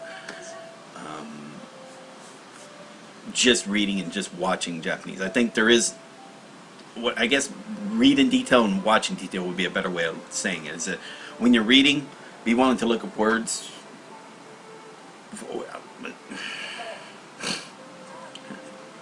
Not all the time. How about this? The way I'm doing it now, so let's say I study for 2 hours. So that's me with Anki. That means hear a word, do I know what it means? See a word, do I know what it means? That's studying. A little bit of reading, a little bit of listening, but it is studying. And when I'm doing the reading later, after that, if I read a book or read a transcript, so I'm seeing a word, hearing a word, but mainly I'm seeing a word. If I don't know what it is, I look up that word. That's all. And I'm only doing that for about an hour or so. Same thing, what I'm going to do after that is watch a show, but with the subtitles. Just the subtitles. And it's still counting as watching, like let's watch. But the idea, though, if I see a word, I look it up real quick. I pause and look it up real quick. So again, it's kind of like watching in detail or listening in detail. But I don't do that all the time. You don't do it like with everything you're going to watch. So you don't have to do that same thing. You wouldn't do that with everything you're going to read. You just said, hey, for an hour or so you're going to read in detail. For an hour or so you're going to watch in detail. For an hour or two you're going to study in detail. And then you want, on top of that, regular immersion. Just enjoying it. Like, not get away from the computer or whatnot. Just sit down in front of the TV and watch it. Or maybe just sit down and read a book. Just for fun. Like, it has nothing to do with what you got to, look you up and making sure you memorize or comprehend something. Hopefully you're comprehending enough to where it's fun. I don't know. I mean, I'm kind of pulling this out of my ass right now, but what I've been doing recently, and this has been the last 2 to 3 months. Actually, yeah, basically a little over, almost 3 months now.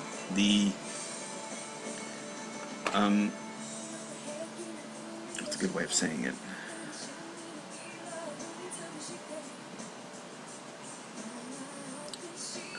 It's been helping. Now, I can't quantify it. So, and it's only been 2 months. But even though it's only been 2 months, to me it feels like it's helped. So, at the very least, I've read more than I've ever read before. So there's that. And then hopefully in the next few months, I'll read more than I've ever had before. Since it is what it is. And that means that I now realize I can have a target. And so my target can be 10,000 pages of Japanese text. Try to read the equivalent of 10,000 pages of Japanese. And that'll be a target. Same as I want to have a target of watching 2,000 hours of Japanese, actively watching 2,000 hours of Japanese shows. Same as I want that target of, although technically I've already passed that target, but I need to make sure of 10,000 hours of comprehensible audio. Now, the comprehensible, that just means that's the background audio that's always playing. There's wiggle room there, but that's it's just something, man. And then of course the little target of also for 10,000 words is a nice target. 10,000 words and sentences. It just that all together, by having these little targets, that just means since you have a destination, you can then set up milestones. So maybe a milestone at 20% marks. So 20%. So every 2,000 words, or every 400 hours of actively watching television. Every 2,000 pages of text. You know, that could be a milestone, and then that could be where you can then kind of pause and reflect. Like, okay, hey, look, you made a really big progress. Like, hey, you've learned N3 level vocabulary. You're at 4,000 words, or then you're at 6,000 words. You're at like N2 level vocabulary, and hopefully you've read by that time you're at N2. You've also read about 5 or 6,000 pages of Japanese text. You know, and you be on your way to 10,000 pages. Just, you know, you've watched your 1,500 hours of Japanese television. You know, 1,200 hours of Japanese television actively.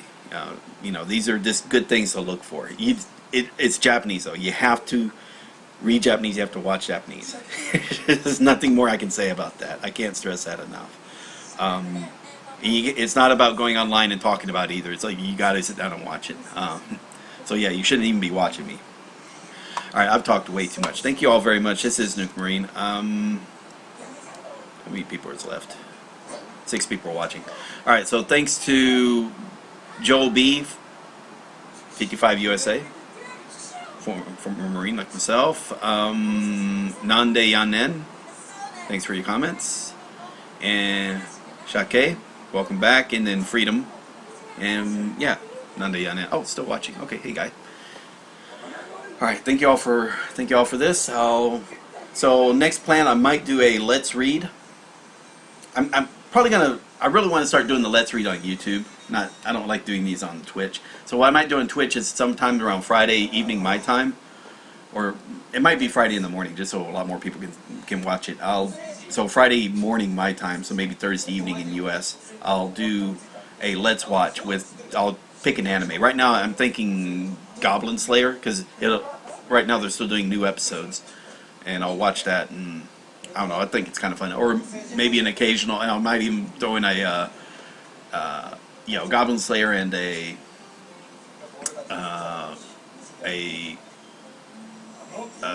slice of life drama. I don't know, it just depends.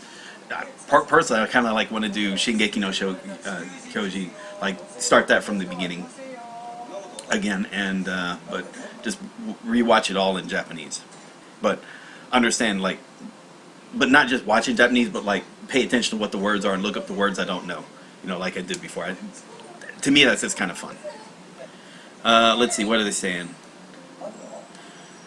Goblin Slayer's first episode is pretty fucked. I couldn't watch it. Yeah, well, I've already watched the first and second episode, so I'll start on like episode 3. I think that's when they meet up with the other party members, the dwarf and the archer, and it goes after that first episode. I mean, it kind of throws down the gauntlet.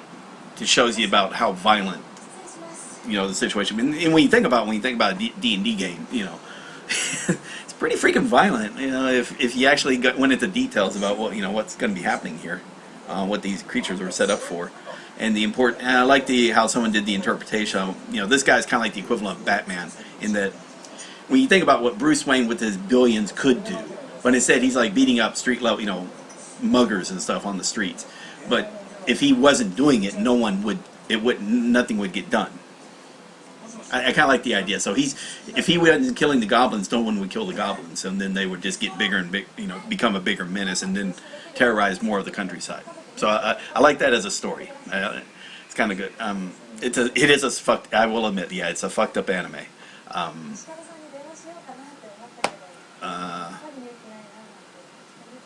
I've seen worse.